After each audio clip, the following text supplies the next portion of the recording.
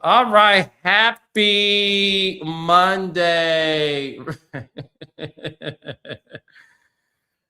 The comments already. Y'all tell me when he is ready. I'm about to warm my food up. Yes, Kyra Doll TV. Um, AJ Fly. Listen, being 6 minutes late ain't bad. If you're new here, it's bad to y'all. But I usually be 10 minutes or more than that. All right, who do we have here?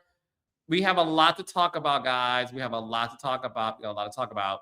So I hope you all had a great weekend. It was Super Bowl weekend, and I'm going to talk about that with Blue and Dustin and Claudia. I enjoyed it, but we're going to get into a few people who did not for some very strange reasons. Okay. One thing about StreamYard that's been happening lately, and I don't know if it's happening to you guys, the chat's been loading a little bit like stagnant, as my team is texting me the same thing. Yeah, so listen, it ain't me, it's StreamYard, but we're going to figure this out. I don't know if StreamYard has a glitch, but for some reason, the chats aren't flowing the way they used to. So we're going to figure that out as we continue with Monday Night Live. But let's be clear. We have a lot to talk about today, and I also have a statement to read too. Because as a journalist, hey Portia. Okay, the comments. Okay, here we go. All right. Okay, so I think it's back. I had to. Oh, okay, so we're good. The comments are back. Listen, it's live. It's a lot going on, but I hope you all had a good weekend. We're going to talk about thank you, Meek 4010. I talked to Dustin. Dustin tell me being bald was the way to go. I am so glad, before I bring on Dustin and Blue, Claudia's joining us in a minute. Raindrops, I'm so glad I did not go to Turkey to get a hair transplant. Because let me tell you something. That was on the table. Let's have a real conversation. To my Black men out there who are balding at a young age, I'll tell you all my business because I don't give a shit. I started balding in my 30s.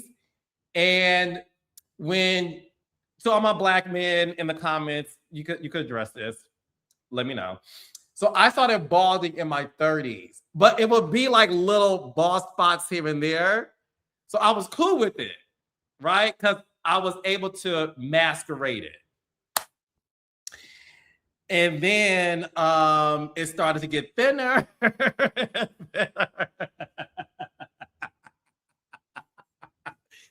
And then the barber would use this thing called topics. It's hair fibers. So they will cover the bald spot with hair fibers. So I got away with that for a minute. But, my baldness was happening at a rapid speed, child. And then they started using black spray. And it was fine until it wasn't. Okay? Let me tell you something. My bald spots was like this. I have hair here. Can y'all see? Okay, I have hair here. This part used to be bald. Well, it's still bald. So they would have to take a pencil. It would draw a hairline, right? So my hairline would, I'll tell you all the secrets. So they would take a pencil and they would draw. And then when they would do that, they would take I'm gonna show you. Then they would take like a business card and they would put the business card here and they'll take the spray because they had to be precise, right? So Now we know, Carlos. Aren't y'all happy y'all got somebody who is going to tell y'all the truth and don't care what anybody has to say? You're welcome. So it would happen. And then what I would do, I would have to have this yellow bottle of holding spray. I think it was called, it wasn't Gorilla Glue. It was something else. It's something with a G, I think. And they would spray it and it will hold. Good question. Does it wash off? So I would then put on a do-rag. Okay? A thick velvet do-rag, the kind that Drake wears. And I would go to bed. I would spray it first. And I would go to bed and I would sleep like this. For years, I would sleep like this. Because if I slept the wrong way, the fibers would come off. So my last story is this. I'm going to tell y'all the day I decided to go bald. True story. I had an appearance on The Breakfast Club. I'm in New York City, okay? My barber was like, The Breakfast Club is a good look for you. It's like the biggest platform that you have been on so far. So she was like, you have to look good. And I said, no. Because she'll watch my interviews and be like, you didn't put on your do-rag. So anyway, she cut my hair. I fly to New York that night. The Breakfast Club tapes at 7 a.m. This is a true story. I land in New York City at 10:30 p.m. I get to my hotel around 11:15. I looked at my suitcase. I forgot to pack my do-rag. I have to be up at 5 a.m. to be live on The Breakfast Club at 7. And I said, if I go to bed without a do-rag, I'm fucked. I literally was walking Midtown looking for a do-rag. And they all said, this ain't the hood. You have to go to Brooklyn or Harlem to get a do-rag. They don't sell do-rags in Midtown CBS. I bought Toya, her name is Rushing now, Toya Rushing, formerly Toya Wright. Okay, Regine's mama. She has bonnets. I bought a bonnet because I said, if I go to The Breakfast Club with half my head bald, I'm fucked. So I bought a bonnet and I bought duct tape and I taped the, and I went to bed like this.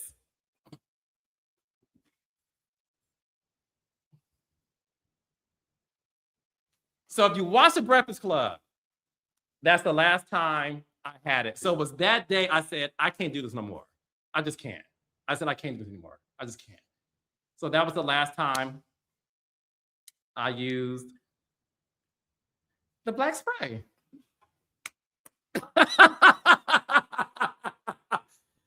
That's a true story. It's a true story. So if you're ever perusing on YouTube, watch me at The Breakfast Club and look at my hair, and you will see how your boy Carlos King made sure it was right. Okay. But that's story time for you guys. Okay, enough about me. Let's bring on Dustin and Blue. I'm looking at The Breakfast Club right now. Hey, friend. This nigga, I'm so glad you look. Negro, thou art loosed. I'm so glad you released from them shackles of that spray and them fibers and all of that. And look at you now, looking incredible. I tell people all the time, what you have to remember is that classic beauty always wins every time. A strand of pearls, a little black dress, black Chanel bag, a man in a black suit, a bald-headed black man with a beard. It's gonna win every single time. That you got a blank canvas and a standard palette that just can carry anything else you add to it. A lot of times people get it fucked up. You don't have to do too much. Sometimes you just got to keep it with the classics, and you got it, Carlos. So congratulations. Let me back my ass up. I feel like I'm too close. Got you speaking life into him. I love it. No, because it was definitely. There we go. I got a boogie in my nose. No, sir. We just learned about your edges. It's a lot going on today. That's I happening. miss y'all. What in the Blue, hell? you look pretty, and Blue, you got I'm on open red book. lipstick. That's classic. You got on Yes, that's I'm the very classic dark that I'm haired, talking red about hair. right there. Mm-hmm. I look like direct deposit today. I feel like rich. You know, I missed y'all last week so much. I missed y'all. We miss you too, friend. We miss glad you back. too. Mhm. We miss you too. We're so happy you are back. How was y'all weekend? Bad Starting with Blue, ladies first. Oh, okay. I'm a lady. I'm still high from Bad Bunny. I'm not even gonna hold you. I'm booking flights as we speak. I'm gonna see Bad Bunny this summer. He's gonna be in London and Paris in June and July. I will be there. I love Were you a Bad Bunny fan before the Super Bowl? Before the Super Bowl, yeah. For like the last year, I've been a Bad Bunny fan. So it's been about a year. And there was a lot of symbolism that I loved. A lot of people didn't catch it, but the flag that he wore was the light blue original Puerto Rican flag before it became dark blue when America took over. So like the symbolism was amazing. It was light blue. That was the original flag before they became an American territory. Lady Gaga's dress was the exact same shade of light blue. Ricky Martin, when he was singing in Spanish, I'm Cuban, y'all, so let me do a little translation. He said, "Don't let what happened to Hawaii happen to us." He was speaking to Puerto Ricans. Yeah, it was ciao. What did he mean by that in terms of it being? When Hawaii got taken over by America, they lost their culture and it was completely erased. And they were just turned into just another one of the 50 states and lost their identity that existed well before America took over. And so he's telling Puerto Ricans to stay Puerto Rican, even if they are American territory. Even the power grid was a jab at the fact that after they had their storm, America was giving them janky power, and the power grid was completely messed up because of Americans not taking care of Puerto Rico properly in the wake of the storm, like Katrina. Mm-hmm. So it was all kind of like the sugarcane, the connection between African Americans, Latinos, and West Africans. Like, child, I was fed. Okay. The lady with the store in Brooklyn that was there. And the guy with the taco store in LA, he literally took Latinos from all over, and he had Afro Latinos. So you realize and Liam, the baby boy that he gave the Grammy to, who we all saw compromised in a way that shook us all to our core, right? To see him give that little baby boy that Grammy in that moment and let him be highlighted in a positive way on a national stage, as opposed to the horrific things that happened to him that we know him for. I found that to be comforting. I love it. Mm-hmm. We love him. Listen, admittedly, I've never heard a Bad Bunny song. Okay. I'm very familiar.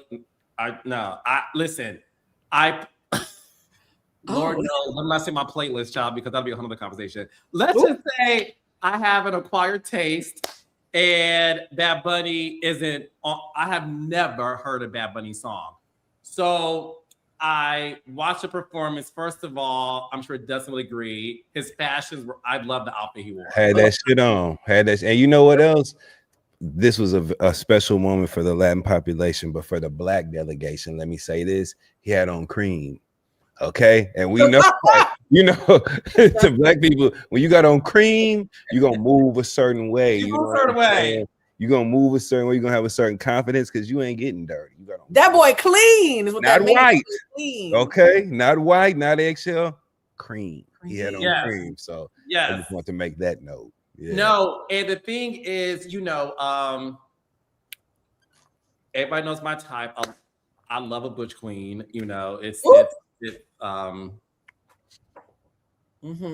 Stand in it. You saw the boys kissing on the car. The boys were kissing at the family function. No, I mean Bad Bunny gives me cute vibes. He does. I'm not talking about sexuality for people run with it. No, he's fluid. He's fluid. He's come out and said he's fluid. He did? Yeah, he been fluid, honey. That's why the boys were kissing in the car. Not showing your titties. Put your titties away, Carlos. You just found out who he was 10 minutes ago. He fluid. Wait a minute.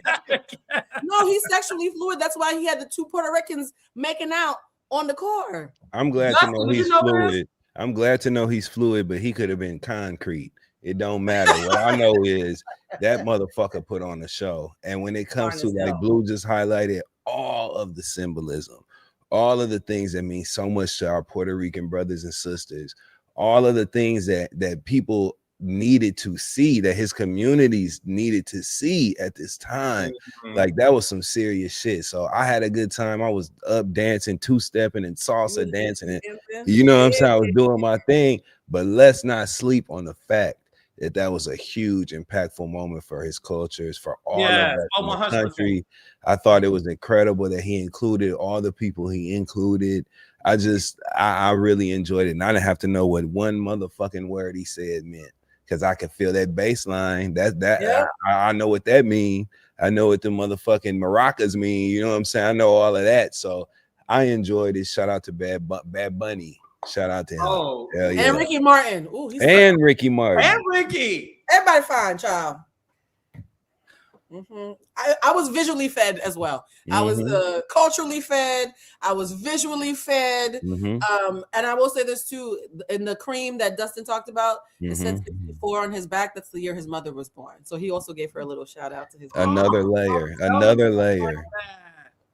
I know feelings. Is he dating anybody? Is he single? We all want to know. It could be anybody, child. We all. I hope he never tells us though. I hope he never tells us who he's dating. Yes, I strongly believe in keeping your relationship private.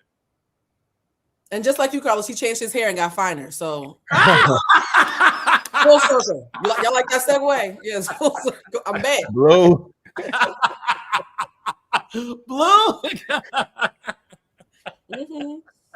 Shout out Bad Bunny. You came out, Carlos. I love that. Well, I do thank you for that. Thank you for that. So listen, I thought it was a great show.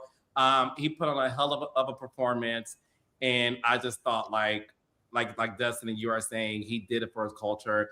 And as a Black person in America, you know, we celebrate when Beyonce performed, I believe a couple of years ago, when she wore an outfit inspired by her icon, Michael Jackson. But the song Formation, which of course was about all things Blackness and how she used her platform to also represent for her culture, and the same thing that J-Lo and Shakira did when they performed together. So I love the fact that people are using the main stage for that, you know, because it is, all eyeballs are on the Super Bowl. It is the most important concert stage of the world, especially for that, you know, for the year. And I love the fact that he represented his community in the best way possible. So all shouts out to Bad Bunny for sure.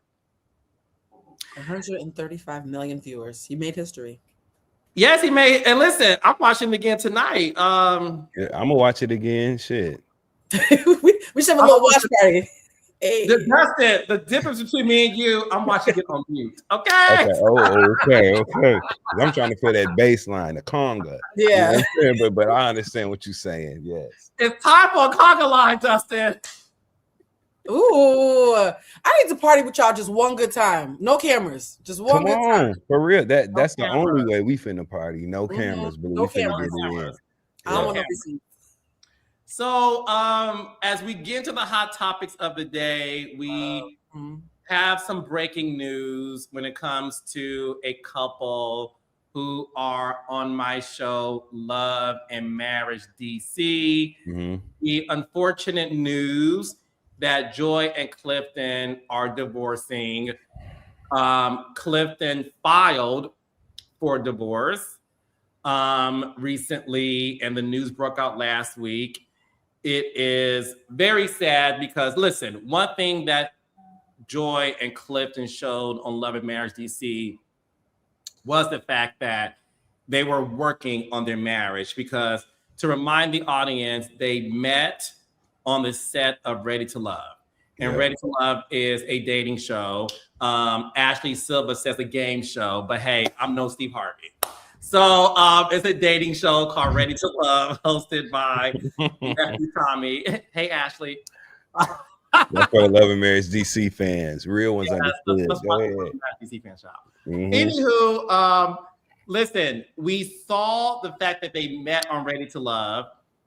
They got married, and they were on Love and Marriage DC. And again, we saw the turmoil that occurred and the being newlyweds. Lots of ups, a few downs.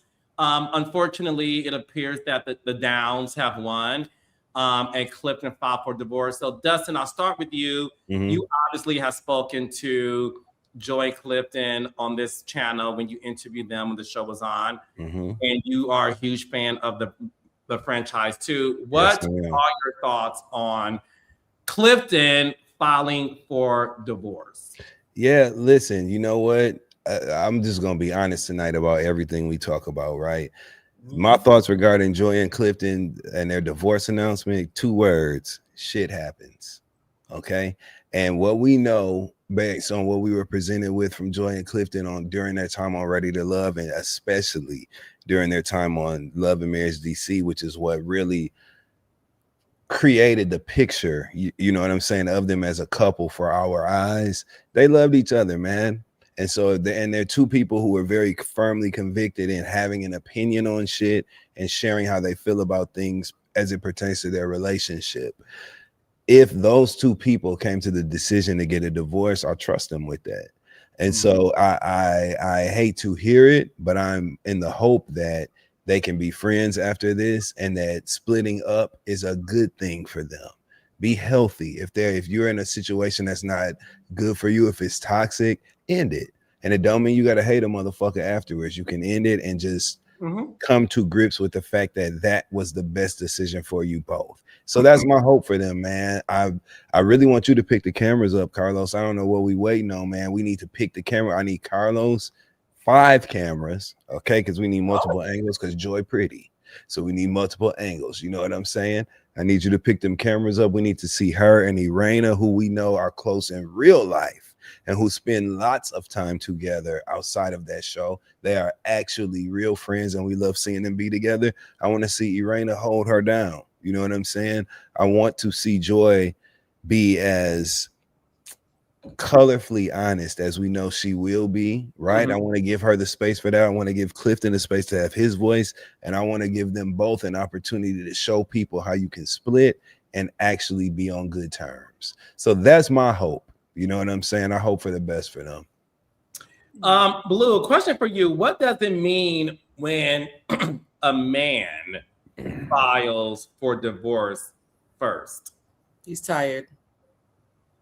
He's tired. And honestly, I think they're a perfect example of what it means when your love for each other and attraction for each other and your desire to be married is much higher than your compatibility. Sometimes you can love the dog out of somebody and just not be dog shit. That's what she wants. I'm trying to be nice. You know, shit, dog shit. You love dog shit out of somebody, but you can't stand them. Yeah. And one of the things that I've always had to remind myself, particularly in relationships with other people with big personalities, because I love big personalities. I don't want to feel like you're going to be diminished around me, is that you have to be in a romantic relationship with someone who's willing to take turns having the win. It can't be years of compromise. That is exhausting. If I care about something at 80% and it annoys you at 20%, let me have my 80. Let me have this win. If you care about something at 80% and it inconveniences me, let me have your win. When you're in a relationship where it's 2 big personalities, the compatibility hasn't fully clicked in, and you're constantly having to compromise, people get tired of always having to do half of what they really want. And I think it was just 2 amazing, dynamic people who were more in love than they were compatible. And it's a painful thing to like have to see that unfold. And also, I hope, to Dustin's point, that they keep it respectful. You know what I mean? Because sometimes it's not about right or wrong. It's just about the season we grew apart. And I think that, here's a gag. I think there's a lot of people who are excited that both of them are single, about to be single again. You do? I think there's a lot of people who are checking for her, and I know there's a lot of people checking for him. I agree. So it's gonna get tricky to see how they maneuver being heavily wanted and desired people who have uncoupled. That's gonna be interesting to see. And I know a lot of people in the comments, because I see y'all nosy raindrops and the messy ones too, asking about Carmen. I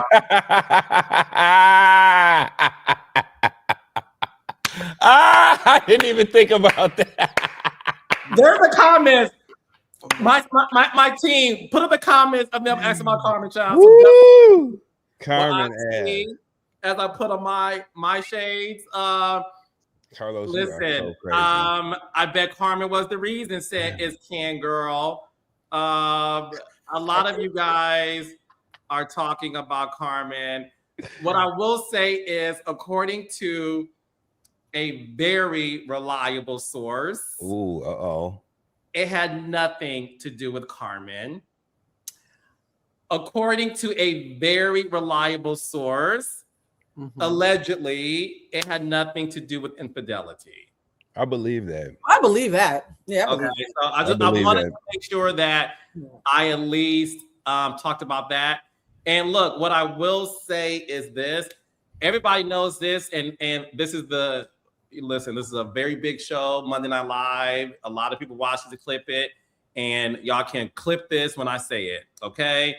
I will always go on record saying I have always been obsessed with Love and Marriage DC. Yep. I think it's a very underrated show. I believe in the show. I believe in the cast. It's a strong cast. They all are very strong personalities who are amazing reality stars. And listen, I don't know the fate of the show. So I know you guys are asking, and I don't know. I'm hoping to have an answer very, very soon. But what I will say is, and I want you all to know that I am behind the scenes fighting for the show. I love the show. And the thing about it is this: it's one thing to love the show. There's been a few shows I've done that I loved, but when it come back, I was like, all right. No, because the thing is this: you win some, you lose some. I get it. I get it. Yeah. It's sort of like when you are dating somebody and y'all got a few days and you like them, and then he ghosts you, and you're sort of like, okay, cool, you ain't tripping. So I want the world to know that I, Carlos King the First, I am in love with Love and Marriage DC. I love that cast. That cast you don't find every day. Nope. And I will fight tooth and nail for that show to come back. Thank you, Carlos. Who should we email or mention? Right. Who should we reach out to as fans to get that engine running? We ready to hit the gas on that shit. I appreciate your support as the creator and the brilliance, the mastermind behind that show, even coming to our screens, right? Let us do our part now. Who should we reach out to? Should we tag On? Should we get in On's comments? Is there an email we need to send? We want Love and Marriage DC back on, in addition to motherfucking Love and Marriage Detroit, in addition to another new Love and Marriage CD. And if you want input on that, I can share it. But who should we send the email to for now for Love and Marriage DC? That's fine. You ain't got to tell us. Tag On. He turning red, Dustin. Look at him. He turning red. Tag On. That's what we need to do. Tag On and let them know we want Love and Marriage DC back, and we love it, and that Carlos is a brilliant creator, and we want more from him. That's what we all can do. Y'all clip this. Or y'all be clipping other shit that Dustin be saying. Yeah. That I get DMs about from a celebrity. Let's send the barbs after them. We'll get it done. I mean, that's not false. I literally had, I'm not gonna say names. I had somebody call me and tell me, you tell Dustin I'm gonna check that ass. But it was a funny check. It wasn't. I know who you're talking about. Yeah. Okay, I'm just saying. I had somebody text me last week concerned about what Dustin was about to say on live. So Monday Night Live is a show that gets a lot of eyeballs. So because it does, thank God. I want y'all to know when it comes to DC, I don't want y'all to think I'm ignoring it. The cast already knows what I'm doing, but I just want you all to know too. What did Dustin go? Oh no, the ops got rid of him. Wait a minute, you just want to say? I think it's because Claudia Jordan is here. She kicked him out of the group chat. I would never do that. Claudia, what did you do to Dustin Brown? How am I in it? Why am I down here? Not the same shot. What's going on? Why would I get rid of Dustin, my Aries brother? You're glowing, Claudia. You're like giving. Thank you. You're giving 80s Apollonia. Yeah, it's very Vanity 6. Baywatch, honey, the black Baywatch girl. That's what it is. Yes. I put no powder on my face. I got my real skin out here. I'm shining. What's up, everybody? How y'all doing? What up, C Murder? Red lip day friend. I love that for us. I never wear red. Me either. Vixen. You know, we're ready. Thank you. So I went to get my hair done before going to LA, and I said I wanted crimps. And when I got there, she's like, I don't have a crimper. I'm like, why didn't you tell me before I got here? So she put these little curls I was giving Shirley Temple, and I hated it at first. But the more I combed it out, the better it looked. So I'm like, all right, but I'm gonna get it straightened tomorrow. I'm gonna go straight tomorrow. But anyways, what's up? Hi. What they used to say, what did my sister in the curls feel? You got to let your curls fall. That's what you have to do, Claudia. You got to let your curls fall. I'll do it again. Very bitty bitty bum bum. You were on task for the Super Bowl yesterday. Oh my God, yes, right. Did you watch the Super Bowl, Claudia? I did because I had money on the game, of course. Oh wait, I lost. Did you win? No, that's hilarious. Me either, Claudia. Did you bet? You bet, Dustin. Did you bet on the Patriots to win or the money line? The spread? What'd you do? I can't say online.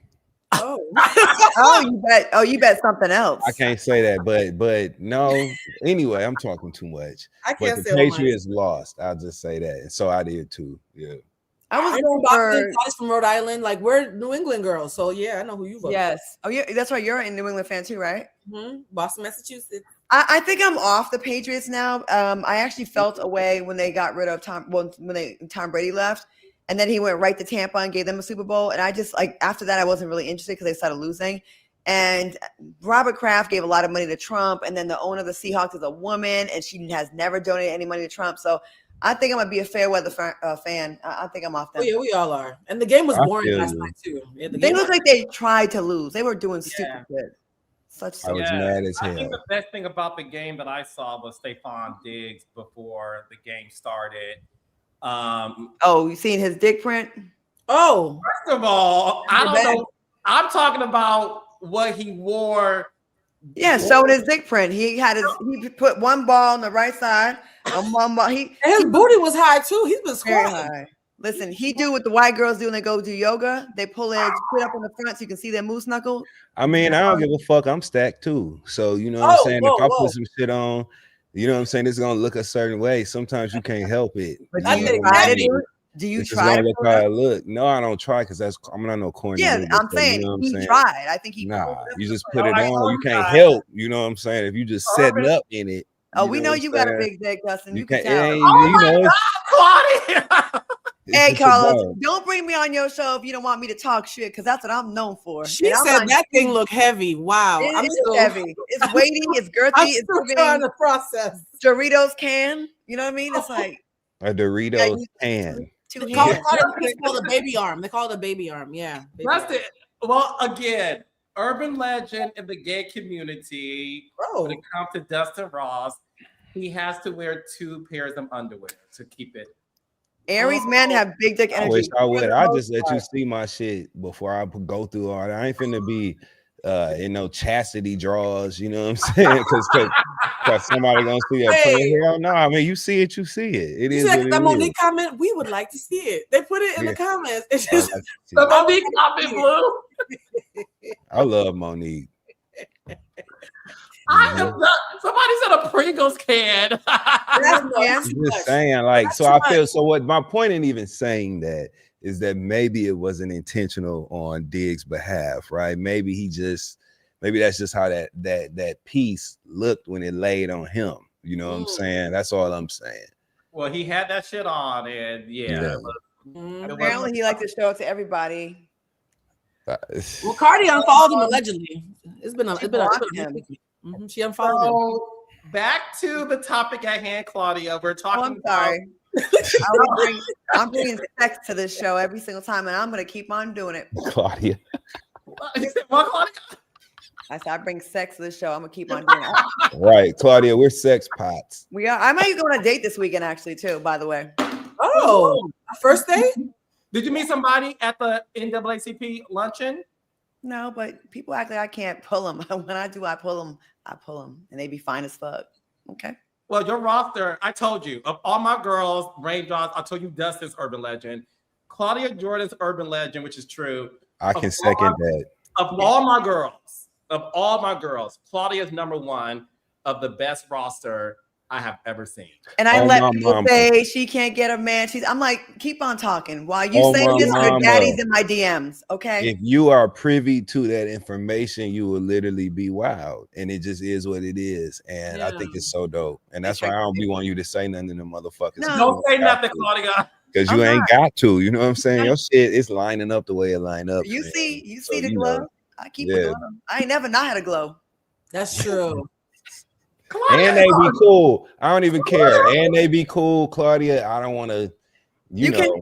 But I've been around people that you dated that I Me felt too. really And he was fun lovely. and really cool energy, like just cool, you know. A So gentleman. you've done that A multiple gentleman. times. It's not just been one person either. It's been a couple people. You make good choices in that department. Wait, how I get in it? I know Blue pulled. You talking about Claudia? I know speaking English. I know speaking English. Oh no, what's happening? This is a very attractive group of people that I have on the panel. So no, you guys, listen. I've seen Dustin's roster. Really? Oh yeah, Dustin. Those. Mm-hmm. There was, listen, last story. That was the one that I was like, damn, Dustin. I was. Wait a minute. I'm a people person. Dustin, in the words of Phaedra Parks. No, in the words of Phaedra Parks. Now this you on point with. No, I'm a people person, so I like to connect. Now I too would like to see it. They're staging the coup in the comments, y'all. They all want to see it. This is way too much. I can't believe I've allowed this episode to take a turn for the worst. Okay? Claudia's sex spot energy just came on this screen, and I don't know what happened. But Claudia, you look the fuck good. Yes, you do, friend. Okay, Claudia, keep that hairstyle. Yeah. So I should straighten it tomorrow? No. Claudia, you know I like you with jet black hair. I told you that. I like you with that jet black bust down the middle. Boom, jet black straight. You be fire with that shit. But do what you do. That's your hair. I ain't telling you. This hair is better for like sex. Do whatever you do. Yeah. You can't tell if it's messy, if it's on purpose or not. You know what I mean? You look like you're on the beach. Mm-hmm. Yeah. Yes, it's even Baywatch. It is even Baywatch. They have an auditions for Baywatch coming up soon. It's coming back? Mm-hmm. Interesting. Anyway, sorry, Carlos. No, listen. Y'all tried with my applicant roster. That's actually hilarious. I think one of my other girls who shall remain nameless, Claudia, shut up. One of my other girls has the best African rosters. I will give her that. Oh, duh. African rosters. Wait, looks or money? I used to have an African roster. You need to stretch. You need to do yoga. Oh, do tell, Blue. Do tell. Them Africans made me ragged, honey. The Nigerians are something special. I've never had a full-blooded Nigerian. I have. 100%. I have too. That's why I know they be full of shit when they be hating on the gays. You know how many fucking gay ass Nigerians I know? I know. I'm just gonna say I know. I'm just gonna call it that. You know how many gay Nigerians I know? Mm-hmm. All them countries that be trying to do that. Let me not take this thing off the rails. Go ahead. You about to have your own flag shout out? You about to say Nigeria, Puerto Rico? I'd be like, America. They lying. You know what I'm saying? Because what I know. Well, Blue said she had to stretch and do. No, I had a Nigerian take me down at a wedding. Wait, you got stretched by Nigerian? No, it was my friend Bridget's wedding. Oh, Bridget, it was at her wedding. Love you, Bridget. And what up, Chief? I passed out. I don't know how it ended because I left early mentally. Like I went to sleep. I've never had somebody put my head through a headboard before. It was a lot. You got a concussion? At her wedding night, like it was in Jamaica. How are you gonna have a bunch of attractive people in Jamaica for your wedding and have us be single and have Ray and nephew by the bottle and think people aren't gonna? Everybody was getting some at the wedding, child. I definitely would have been doing the butterfly butt naked. Same. Oh, it was Montego Bay. It was the best wedding ever. We're trying to do a reunion for the wedding. Super cat. I'm gonna give you the super cat. Okay. Claudia, you should come when they do the anniversary trip back to Jamaica. You think I won't? I will use a What? buddy pass. 420 in Jamaica with a bunch of attractive people. What do you think's gonna happen? I'm 11. If I'm in Jamaica on 420, I'm going For to a wedding. levitate. I'm a You're gonna levitate fry on niggas. camera. Sorry, excuse me. Let me tell you, when I listen, camera, I love Caribbean men. They are freaky, they are sexy, they are packing, they are fine, they got little waist, big. I mean, they are. Wait, little waist, what? What's What happening? is happening? Their waist is like this, and then all their weight is in the front and middle. You're right, especially the tall, skinny ones. Yep, you're right. Oh my goodness, Mhm. I want to brag so much on him right now because y'all would know who he is, but I'm not gonna say it. Just know it. Can you text us in the chat? Can we know? Let's go to Jamaica and get KFC. I heard the KFC in Jamaica was all that. Dustin, I wanted to get KFC, but I was so hungover from what that man did to me that I missed my flight and couldn't get it. See, that's the whole reason to break up right there. The motherfucker missed made out you on miss chicken. KFC. I Let's missed get out on into it. KFC over some dick. And if we in Barbados, Chef Ed. Okay. I That wanted Chef to- Ed chicken is delicious. Okay. Anywho, All let's right. get this straight. Listen. Okay. Raindrops. Welcome to reality. Okay. Now getting back to the agenda of the day. This panel is hilarious. Okay. So I'm glad we're laughing because the second topic of the day is we have to get into.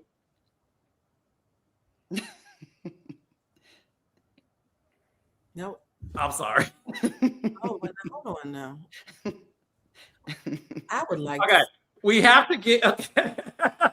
Carlos, you do look dewy tonight. You know what I'm saying? Everybody's real blowy. What's in Yeah. the Carlos little got sheen. Carlos got some emotion after this too. You could tell when he wears the expensive shirts, like that's designer.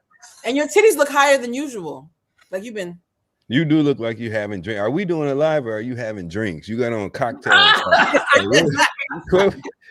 Hello. Okay. What's in that bottle though? It's blue. We can't tell. What's in that bottle?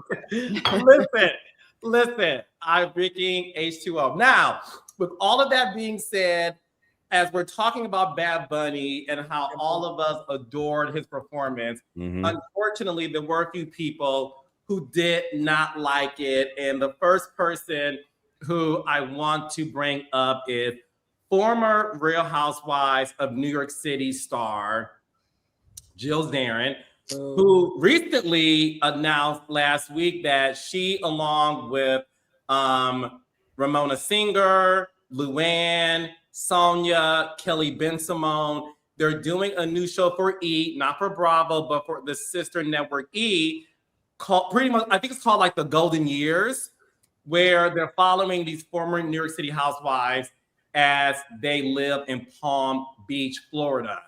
So Jill Zarin went on Instagram after Bad Bunny performed and said that she did not like the performance. She wondered where all the white people were. She was saying that it was a political statement. She made some very disturbing comments. I want to hear from you guys. What I will say I'll start by saying this. Listen, what Jill said to me was disgusting. It was abhorrent. It was demeaning. You have this man who is honoring his culture and he's doing it on the main stage. And instead of looking at the world you live in, right, you can't even for 14 minutes celebrate a man who is honoring his culture, who's honoring them, who's making statements based on his experience. And for you to live in your privileged palace of Palm Beach and you're wondering where all the white people are. Imagine what it feels like to be a minority in America.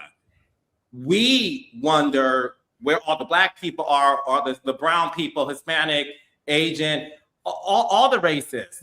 And what you experience in 14 minutes, we experience every day of our lives. I've experienced being the only black person working for a franchise that made you famous, okay? So the fact that you would take your privilege, and not only did you decide to record it on your iPhone, You even had the audacity at your old age to say, my daughter told me to not post this, to get off the phone because I may get canceled. Y'all tried to cancel me before, did it? Your ignorance is disgusting to watch. You don't have to worry about the world canceling you. You need to be more concerned about whether or not people are going to A, tune in to this new show you have, or B, if you're going to be on the show at this point. I'm so sick and tired of people being so public with their disdain for anybody who doesn't look like them. And for you at your old age to say something with your platform that is so demeaning to the very people who work on your show, I would love to talk to Ebony K. Williams. Hello. Black woman on the Real Housewives of New York City. Imagine how she felt being the only one. Not for 14 minutes of you watching it through your fucking TV screen. Imagine her living that life every day for 3 months of filming, dealing with microaggressions. I had to, on my own podcast, apologize to Ebony K. Williams for looking at this show for entertainment and allowing her to tell me about her experience and being like, oh my God, I had this all wrong. And I publicly apologize to Ebony K. Williams, as she was the first guest on this very podcast that is watched by and listened to by white people. Blue said to me last year, Carlos, I haven't had so many white people hit me up saying, I heard you on Reality with the King. The white folks love you, Carlos, right? So the thing is, we live in a world where we try our best to be inclusive. And what you did, Jill Zarin, was so divisive. And I unfollowed you today, okay, because of your ignorant ass statement. And you will not get any viewership from me on your new show. I'm done trying to pacify you ignorant people who feel so proud to say something so blatantly racist. Where are all the white people? Was it for me? And because of that, Jill Zarin, there's nothing I'm giving you. Dustin Ross. Yeah. Well, yeah. First of all, I echo and agree with every single sentiment you just shared with us, Carlos. And thank you, with a platform as large as yours, Carlos, and as influential as yours. Thank you for speaking directly to that, because that's not something that a lot of people are willing to do. They don't want to piss their audience off or risk people having a problem with what they said. But much like the real motherfucker that I know you are, you just stood in that. So thank you, Carlos. Yeah, for me, first of all, Jill Zarin, what you did in sharing your opinions on what she did, I'm not going to act like I'm talking to her ass, because I would never share space with her. What she did when she shared her opinions on Bad Bunny's incredible halftime show by saying, where are all the white people? Those things are called dog whistles, right? Mm-hmm. She can pad it in the front with a statement like, oh, you know, whatever it is, but I just, where are all the white people? Girl, right in front of your face. You said, where are all the white people? She said, rather, where are all the white people? But then went on to make some negative, nasty ass comments about Lady Gaga, a woman who's actually better looking than Jill Zarin. Jill Zarin looks like the Cro-Magnon. She looks like evolution.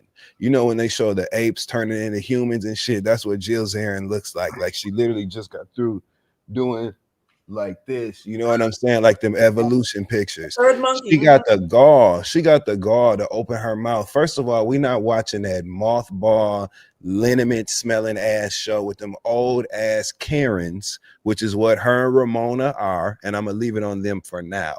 But that's what those two are. We're not interested in watching them drink vodka and be irresponsible as old ass women. It's not interesting for me, especially when we know the filthy, disgusting history of their statements, views. And as you can see, Jill Zarin, a person who could not resist the personal urge to share her feelings. She's not even mature enough to resist the urge to press send. She got on the internet last night to do all of that because she's feeling herself. She's feeling herself because they got that television show deal on E, which the show could not be at a more fitting network because the letter E is a failing grade and the show is going to fail. So it makes sense that that's where the show lives, right? I'm not interested in her. She looked like she smelled like white diamonds and Isatis. I'm not interested. I don't care nothing about what she's doing. I hope her golf cart crashes into a quarry rock wall and falls over in racist as Ron DeSantis as Florida, where they and how fitting. The racist women who were removed and released from employment with Bravo because of their racist ass views are now filming the show in Florida. Mm-hmm. I mean, you can't really, it is what it is. So fuck Jill Zarin, okay? Mm-hmm. She's a horrible looking woman. She looked disheveled and as if she had literally rolled on the ground to lean up on the couch to make the video. She's a bum. She's a vagabond. We're not interested in anything she has to say. And I hope that she just goes away again because they already released her the first time. That's all I got to say, man. Blue Kalusma. I was going to try to be nice, but let's just tell the truth. First of all, both of you touched on this. Certain housewives, particularly the ones in New York, the Jills, the Ramona, Dorinda, have a history of being before MAGA was MAGA, they were MAGA in the way that they move, right? And I've always felt so disgusted by what they did to Ebony. So I will say that there's a little bit of extra salt in that too, because I'm like, that's a person still, right? Like she's not the hell, that's a person, yeah. I remember, Carlos, you just reminded me of something. The way you were talking about Jill is exactly the way that Ron was talking to Dorinda in Traitors. And he would later go on Threads and said, if you guys heard the nasty thing she said to me that they never aired, it wouldn't suddenly look like I was just mad at her for no reason. I feel like we accidentally just threw Ron some bail right now too. He said, if you heard what I was responding to when I came at her like that, it wouldn't look like I just suddenly was just going off on her. And so knowing that Dorinda and Ramona and Jill are of the same ilk, imagine the violence that he had to deal with that he just kept inside to get along and was still voted out and still showed grace on the way out. And so there's a level of grace that Black and brown people have shown for centuries. We tired. Nobody wants to watch Golden Girls on MAGA Backwash Edition. Ain't nobody checking for that, right? Blanche would never, okay? Lebanese, okay? Blanche would never. And so I'm disgusted and also relieved.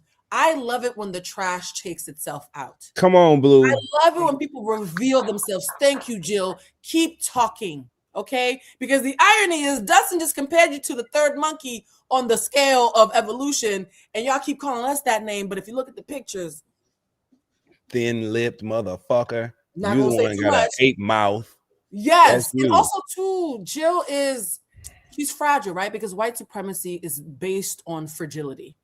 They get very fragile when they are not centered. They don't know how to hold space for others. I want to, as an immigrant and as an Afro-Latina, I want to give a epic thank you to the Black American community, which doesn't get enough thanks.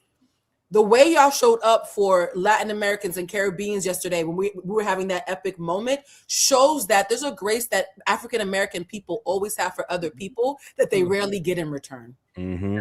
Right? Yeah. They rarely get it in return, but they're the first ones to be TS. Puerto Rican. Everybody was Puerto Rican yesterday, right? Shout out to T.S. Madison. Right. Shout out to T.S. Madison. There's a joy that Black Americans have. There's a joy for me as somebody who is a Black American, but also Latin American, seeing the Black and brown community come together like that. Yes. What really triggered her, because she was like, if they realize that they have more in common than apart, they might realize that we're the shared enemy, and suddenly they're going to come for us and the things that we didn't even earn but stole and said was ours to begin with, right? So white supremacy and its fragility doesn't ever surprise me. Jill, I'm so happy you canceled your show before it aired. Who was really sponsoring this? Geritol? Like, it was all a bad idea, okay? Let's just not and say we did. Keep talking, ho. That's what I got to say. Sorry, go ahead. Claudia Jordan. I have to quote a Black queen, Miss USA 1993. When I saw her, who is this hoe? I've never heard of you before this morning on social media. And once again, another white woman that has to be white-centered. And when you're not, you're freaking out. The real issue was this. As you sat there looking like You are aging like organic bananas in the hot Arizona or Floridian sun. Yes. You're angry. Every single woman and man in Bad Bunny's routine was gorgeous, was black, was brown, had afros, had wavy hair, had full lips, hips, little waist. All the things you could never have as you sit there in your place of privilege with hair that's closer to the monkey species. It's more like fur. That's why you get lice and we don't. You have age spots on your chest because you're allergic to the sun because you're a little bit part human, animal DNA. You're not all the way human. You can look that up. Black people are the only people on earth that do not have any traces of animal DNA in their DNA. Let's talk about you're not flexible. You have osteoporosis. You're lactose intolerant. You have brittle, weaker bones than Black people. We have stronger, healthier, like just athletic bones. We have fast twitch muscles, Black and brown. You have none of these things. You eat raw meat. You like your meat with a heartbeat and a pulse. Again, aging like organic bananas in the sun. You're angry at these people. We are people of the sun. The sun loves us. The sun loves things that are supposed to be here are embrace the sun.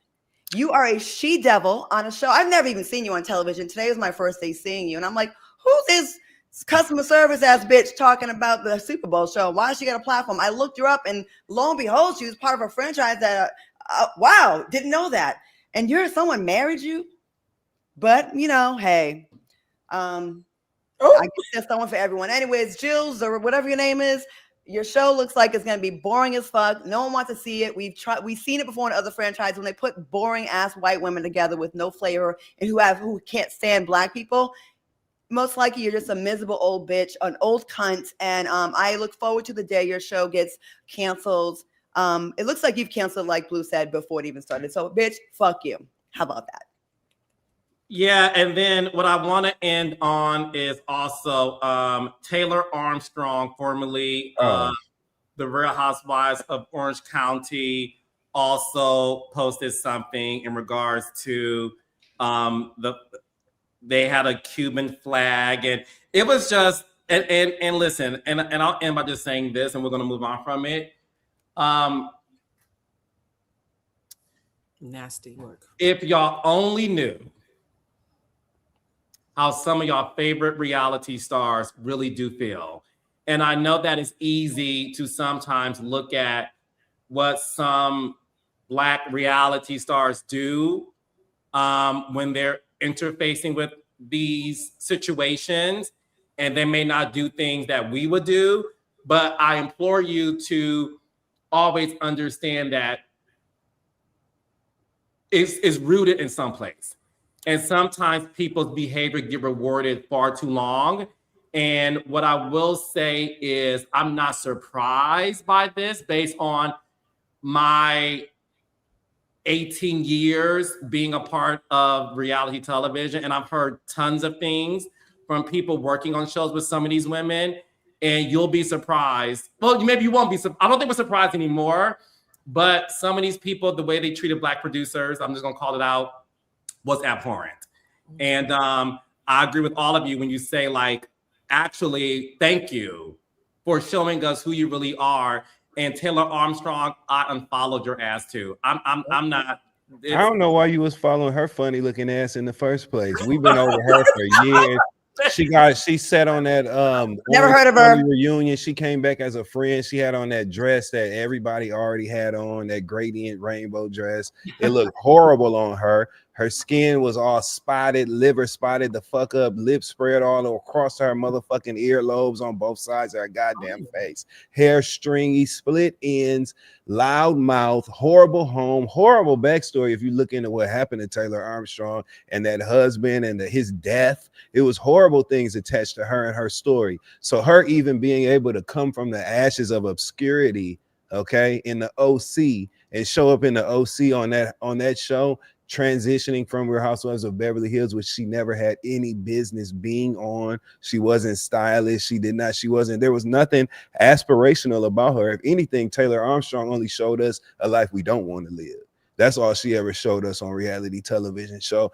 She got the gall to put herself over the face of a gladiator from that movie when she literally looks like she was in that movie. bleeding heart sentiment, fat lips, blew up lips, horrible plastic surgery, emaciated, thin, horrible looking, neck snatched, wretched, pulled neck, looking horrible, like somebody put. She looked like somebody put a lemon wedge and some kosher salt on her asshole and took a dirt devil and put it on the hole. That's what she looked like. Like they just sucked everything out her motherfucking ass. So we're gonna talk about people. We living in a time, this is funny and all of that other shit, but we living in a time where it's literally about good versus evil and right versus wrong. Yeah. It is not hard to be a kind, compassionate person to others in the world. It's not hard to understand what other people are going through and figure out how you can help and make things better. That's a conscious choice that them ugly ass motherfuckers like Jill Zarin and Taylor Armstrong are choosing to make when it comes to being hateful and supporting these horrible views and not wrapping your arms around each other in community, no matter what you look like, because that's what we need right now. So that's why I don't give a fuck about saying Taylor Armstrong looks like a Marlboro cigarette. That's why I don't care about. I have one point to make for Claudia, who doesn't know who Taylor Armstrong is, and for the audience. And thank God for that. For the meme, there's an infamous meme of a gaunt-faced blonde woman screaming and pointing, and the other side of the meme is a cat looking surprised. Oh, her! I love the cat in that meme. Well, the cat, yes. Taylor Armstrong is the gaunt, crypt keeper-looking white woman, and the other side of the cat meme. Also, the phrase that comes to mind is that equality feels like a loss when you're used to being in a place of privilege. So us being human makes them feel like they're losing something. It's a direct conflict for them. I just don't get the arrogance. When you have it all, allegedly, right? You're still finding a way to like, well, what about us? Like y'all are everywhere. Where are the white people? You left the caves. You left Europe. Their Viking ancestors left the island to go beat up everyone and take everybody's land because your land wasn't fertile. And you everywhere. Like you won't be happy until no one has anything else except y'all. And then when you get that life you want, you're going to be bored out of your mind because you can't have Taco Tuesdays. You can't have soul food. You can't do Soul Train lines because you have no culture. And you're mad at people that do. Like, just like, I'm not Latino, but I was happy that Latino people have been so under attack this year of lately. They had their moment. Just like last year was our year. After the election, we were devastated, right? And we had a very Black Super Bowl, and it helped our hearts just a little bit. White people, when you guys are the minority, hopefully by 2045, and you're oppressed, if you are, okay, if the good Lord sees it to be that way, then maybe we will have some empathy and be like, oh man, let the white people shine. Where are the white people? But y'all have a monopoly of everything. So calm the fuck down. You're fine. And you're rich. And you look like that. Okay, sorry, Carlos. I know we've been reading this. It's okay. Now, one more thing since we fucking talking about it. All this chatter about not liking the Super Bowl performer. Oh, it should have been Chris Brown. Shut the fuck up. And it's not up to none of us to pick who the Super Bowl performer is. Of course. Hell, I wish Betty Wright would have did the Super Bowl halftime stuff. We just picking who we like. Put Keisha Cole up there. You know what I'm saying? But we're not making those choices.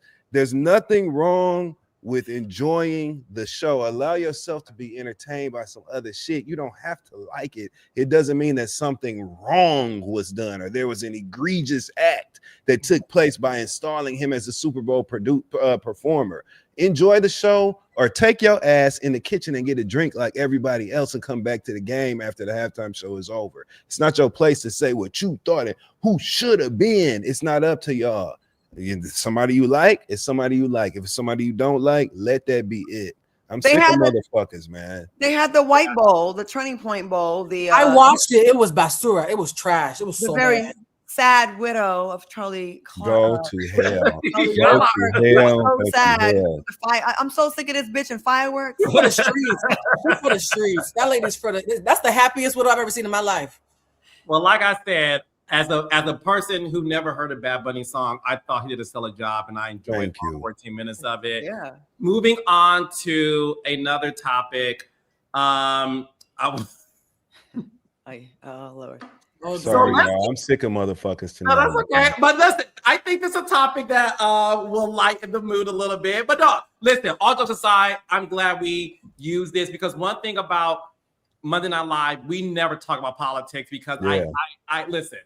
I made a conscious decision to really, for once a week, to have people enjoy something that isn't on the news.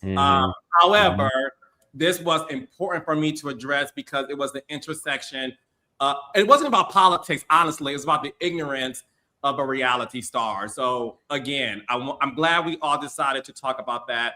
Are you guys ready to talk about Potomac really fast?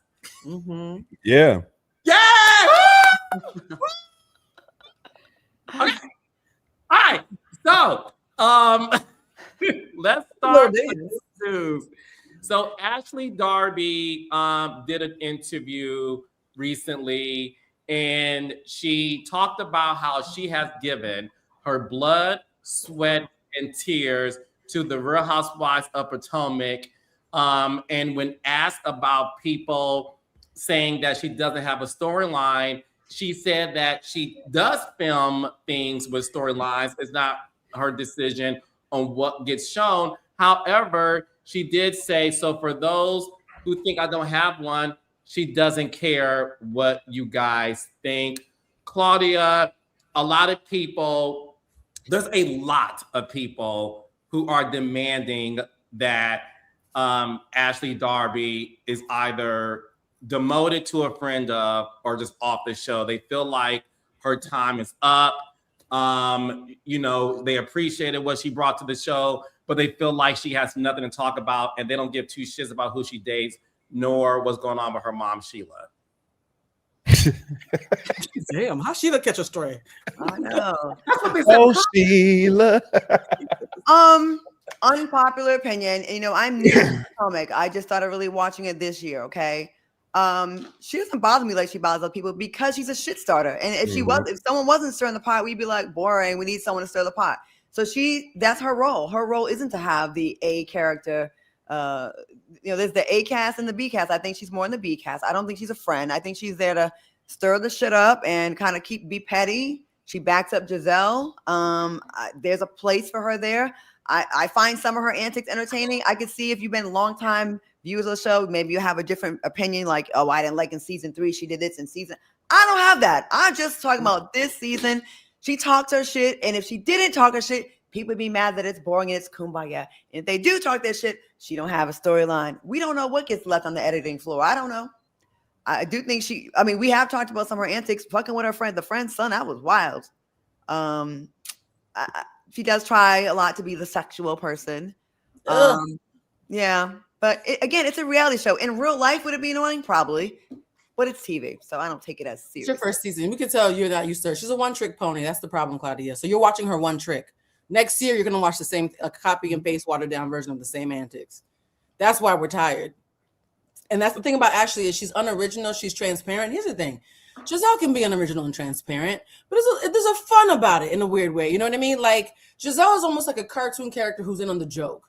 Ashley takes herself seriously in ways that are cringe. Like when she's trying to go to Marcus, when she's trying to pretend she can dance and sing, it's like somebody invited you to their kid's recital and you can't go home. And nobody bought tickets for this play. Like, we bought the chocolates, we donated to the Girl Scout. Where's the cookies at? Can we go home now? Go to Marcus. Oh God, stop. I just can't. I'm tired. We're being polite with this lady. Send her home. What is it? Cherry blossoms, peaches, a fruit cocktail, something. Go home. And you look better as a man. So here's the thing. If she was on Drag Race as like a guest, like co-star or whatever, that'd be fun. Okay. When Ashley's pretending to be for the gays and doing a little thing, that's fun a little bit until she pretends she is gay herself, which we don't believe that, babe. But like, stick to the old man and the rivers and the lakes that you were used to. You had a good run. sis. Mm-hmm. Dustin Ross.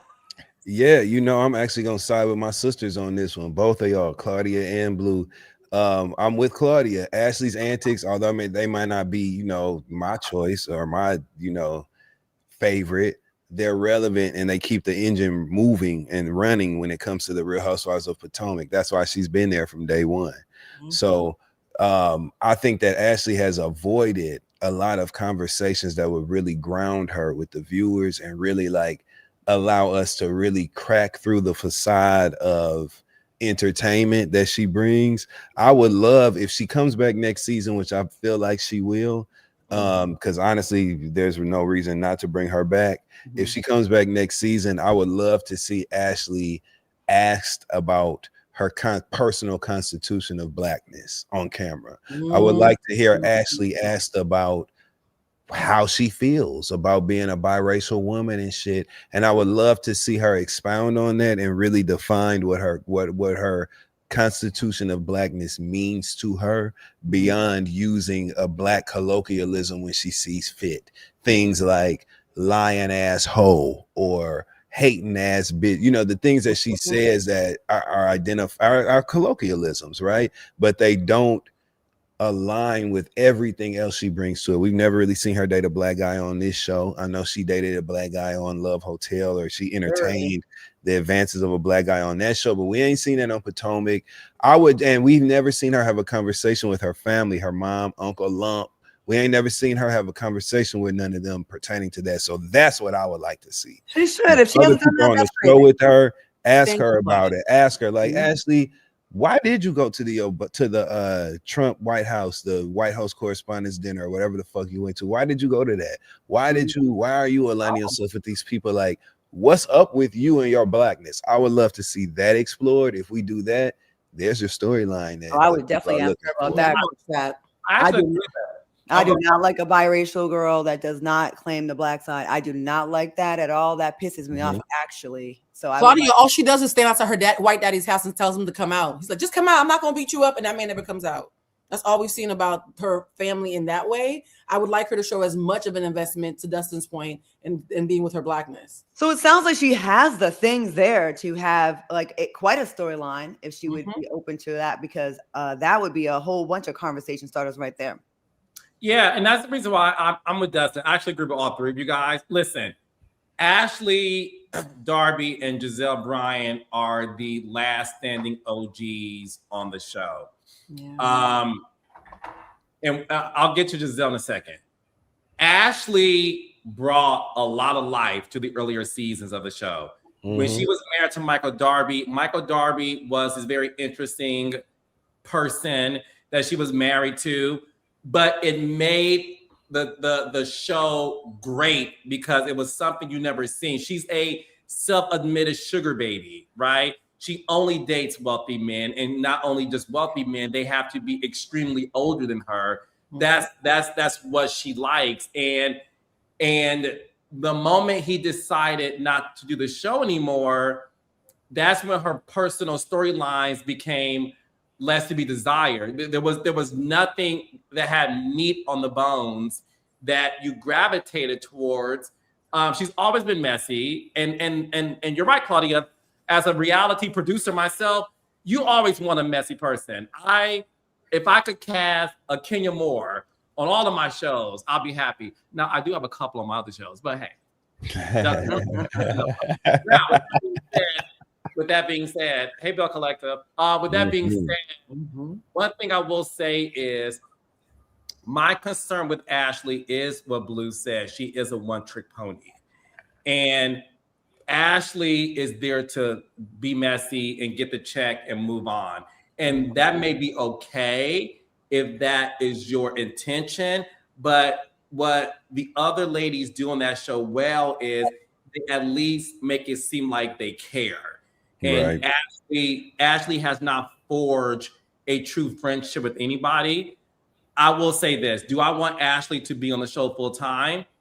Only if everything you guys said she should bring, I agree with.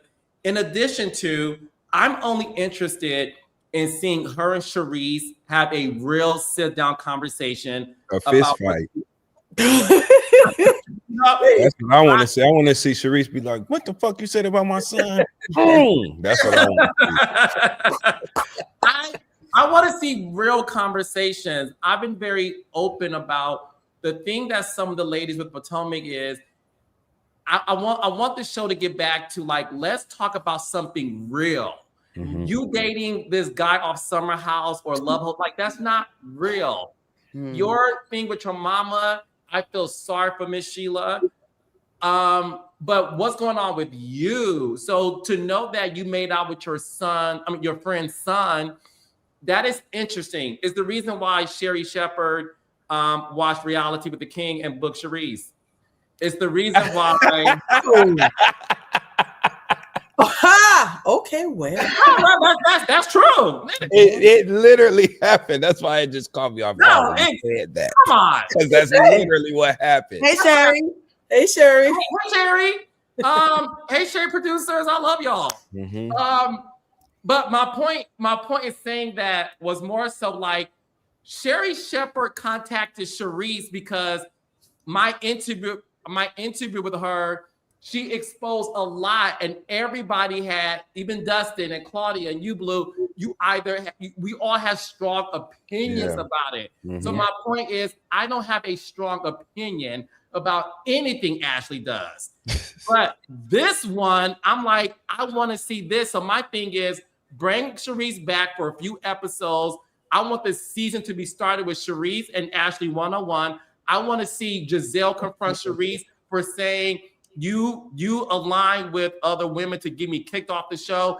These are things we want to see. We don't want to see hazing the new girl. We don't want to see y'all being Wendy's business or Karen's business. That's fine, episode 4 through 8. But let's jumpstart this show with some real storylines. And that's the only way I would want to see Ashley back full time. 100% agree. We just produced the whole next season. Like somebody Well, like a check or something. That's just that. Speaking of Giselle, her and Robyn's podcast, Reasonably Shady, they taped their episode to where they talked about Karen Huger's interview. We talked about it last week, Claudia and Dustin. Blue, you weren't here. We'd love to get your thoughts. But first and foremost, Robyn felt that Karen had no real accountability. Robyn felt that she wasn't open and honest truly about her alcoholism. Robyn felt that what she wanted to hear from Karen was drunk driving is bad. I should have never got behind the wheel. I could have killed somebody. That's what Robyn would have wanted to see. And she felt that Karen, who she said, we know a lot about Karen. She just felt that Karen wasn't holding herself accountable for the drinking. I want to start with Blue only because we did not get your thoughts on the Karen Huger 101 interview. What did you think about that? And then do you agree with Robyn? Do you agree with Robyn? Oh man, I'm about to answer this in a way that I never thought would answer any question involving Robyn. Karen did a great job of feigning sincerity while giving herself backhanded compliments. It was like, oh, I'm so sad. By the way, these braids, all the girls took a chunk of hair and braided their hair, or, oh, I tried to be everybody's mama, or, I didn't want him to watch that video. I didn't even watch that video. I should have listened to my lawyer. What's in the video though? Can we talk about what's in the video? It's like the water was swirling the toilet bowl, but nobody ever flushed. I kept waiting for somebody to flush it. And so it felt like a tease. And the irony is the same thing that Robyn's saying about Karen, we all said about Robyn when it comes to Juan. So I guess it takes one to know one. That's awkward, huh? You suddenly understand nuance and accountability, Robyn? What happened all them damn seasons? Because the man apparently went to the hotel and then let me stop. Anyways, I'm back. I'm back. You mentioned Robyn, I was triggered. So I'm just going to say. I do not need another confrontation with Robyn. I'm teasing. She can confront me. So I'm joking. I would just say, Robyn, I agree because it takes one to know one. Huh.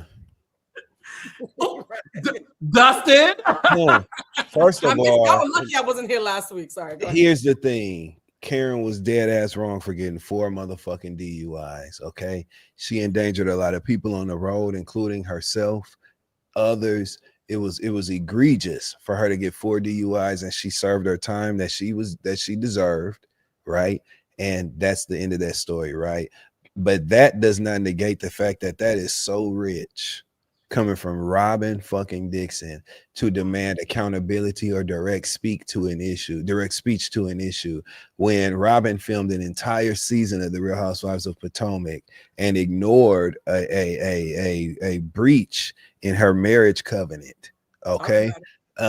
With quote unquote receipts, since y'all digging online ass niggas love that, you know what I'm saying? She even had those and ignored it, and then had the gall and audacity to sit on that couch and put it, because she was sitting on the couch on her phone when she did it, and put it behind a paywall on Patreon.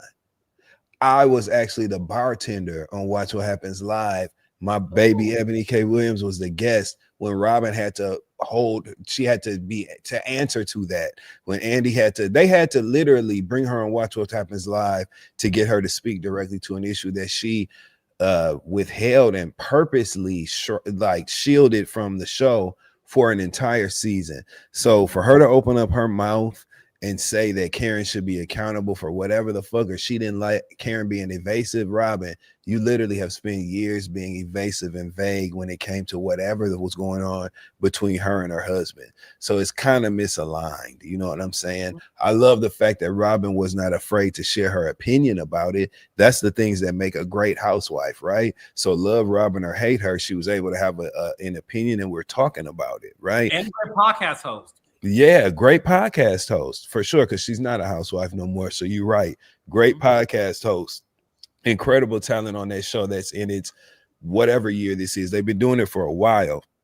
However, it just is misaligned because ain't no future in your front. And Robyn, to quote the great MC Breed, you are a person who literally has ran away from accountability, from definitive speech, and all of those things for years. So much so you wouldn't even get out the damn bed on the camera. Okay. And now you got the gall to try to demand that from Karen. It's just not right. That's all. Apollonia Jordan. I'll have a different stance, because as someone that speaks on other people's lives for a living, if I had to qualify what I can and cannot say about someone based on whether my life has been perfect or if I made good choices, I probably wouldn't have shit to say about anyone. Well, and I think two things can be true at the same time. I think that you can have had a fucked up past, or you could have made your mistakes, hence why you can actually now speak on accountability. Because once upon a time you weren't. And I'm a little more open-minded or color naive. I actually, I know a lot of people don't like Robyn. I love how she's shown up on this podcast. You know what I mean? And I love that. I love that she's like, you know what? I know people probably gonna come for me because of my past and me not being held accountable and me not being taking accountability. But even with that being said, I'm still going to stand on business of what I think about this situation, because the podcast, the subject was not about her. Right. It's not about her and Juan. It's not about how she let him play in her face. It's none of that. And but none of what you did though, Claudia, you still worked it in because you're a good podcast host. A podcast host, even Joe, all the podcast hosts will say, I know it's rich coming from me, y'all, but I should know. You just did it right there. You just did the thing that she didn't do. I did, but I guess I'm a little less judgy because I've asked people to forgive things of my past and not look at me as, you are not qualified to speak on A, B, and C because once upon a time you did this. And I would hope that there could be that, like, we can have more grace. I do understand, and I'm just coming on this season, okay? There you go, right there. I am. I'm fresh eyes, and my only experience with her is I went for drinks with her after Watch What Happens Live. I liked her. I'm not invested from the show. I'm not mad at her from the show. I also understand people hating you or not liking you based on your time on a reality show. In this case specifically, it's relevant. And that's the only thing, because I'm with you, Claudia. Literally, we're in the business of opinion, and people are not always going to like what we have to say. And some people will feel like we don't have a place to even form an opinion, right? But with Robyn Dixon speaking on another cast member from Potomac, her history and her time on the show now becomes relevant to the conversation. And in her case specifically, it was so extreme. The effort to circumvent accountability was so extreme and so blatant on her behalf. Knowing you as a person, Claudia, had you watched the previous seasons of RHOP, you would understand why people are like, I know your ass ain't saying all people. You would get it. But from where your perspective currently, totally get it, totally fair, and actually agree with you. My perspective is just different because I've seen her. I know the history, and that's where that comes into play. But yeah. And also, and I see some of the comments, I'm going to be on the side of the light skin. Yes, because I agree with everyone because they're light skin. That's why. That's lazy. Okay. I will say this. There is a difference to me. There's one thing, whether shit is personal to me, the way my husband's playing in my face, embarrassing the fuck out of me, and how I choose to handle that, that is different than speaking on someone that could have killed many people. And I just think it's different. I really do. I think it's apples and oranges. Yes, accountability is accountability, but I do think it's two different things. And I actually agree with everything she said about Karen, and I like Karen. Mm-hmm. I like Karen. We are so happy that no one was injured. We are so happy that no one got killed. And it's a what if thing, but we are, and we gotta be real about that. It could have gone really bad, and I think it's a little more serious with letting someone where you could have put people in harm's way, in death's way, than a cheating ass man or a man that's playing in your face, hotels, receipts. I heard some stuff about it, which I'm like, wait, what? So yeah. Yeah, no, I'll say this too. Listen, all of you guys make really great points that I actually agree with. The thing that I will give Robyn is this. I love the fact that Robyn knows that she gets smoked easily from the audience. Mm-hmm. And what I do love about her on this podcast is it still hasn't prevented her from telling her truth about her opinion. Mm-hmm. Because there's a lot of other housewives, former housewives, what current, who are so afraid to state their real opinion because they don't want the backlash, like how K. Michelle gathered her, right? Mm-hmm. How Claude gathered Giselle. So I will always give Robyn that. I think Robyn's a great podcast host because she's honest. I also think this. I think Robyn being removed from the show, first of all, she was very honest about being fired. Yeah. 98% of the girls who say they weren't, they were. Mm-hmm. Everyone be lying. Oh, I chose to not go back. I chose to focus on my family. Your family was on the show. Was eating off that $800,000. So I do think this. I think if Robyn ever got the chance, and Raindrops, tell me what you think in the comments. Dustin, you too, especially Dustin. I think if Robyn got a second chance of being on Potomac, I think Robyn's firing humbled her. And I think she understood what she should have done. And I am curious to see if she would be what Dustin and Blue are saying is, are you going to hold yourself accountable and tell us what's really happening in that household versus hiding it on your payroll? She not. Okay. Oh, well, damn, that was a quick verdict. She not. Blue, Raindrops. I was about to wait a minute. I'm okay. And we know it. She not, and it's okay. I appreciate her hot take on Karen and on Karen's interview. And I think she's doing a great job having an opinion and having something to say as a podcast host, which is literally your fucking job. Yeah. And I think she's doing a good job at it. I'm with you, Claudia. Like, I love the fact that she is honest and bold on her podcast. But she has shown us over the course of what did she do? 8 or 9 seasons. Whatever it was either 8 or 9. She showed us, literally time and time again what she is going to do and what she's not willing to do. And I just don't think there's anything there to siphon from. I don't think that there's anything there for us to unearth any gems. You know what I'm saying? We know what it is. You know what I'm saying? So I'm always around people who grow until it's time to admit what they did. Like people who are so evolved and so brave, to Carlos's point, and sharing when they know the audience is just waiting to get her again. And they always stop short of the part where they have to make themselves uncomfortable. I think that's heavily suspicious. I actually think, Claudia, your point made me feel even more of what I was saying about, yes, there is a difference between keeping what's happening in your household a secret from putting people's lives in danger. And though Robyn was part of many schemes that Todd did not set up that had an adverse impact on people's homes in ways that were psychologically damaging. And so it's like, if you have years of causing harm, to me, years of causing harm in people's households and somebody doing what Karen did, even though they shouldn't be compared, they're both incredibly impactful.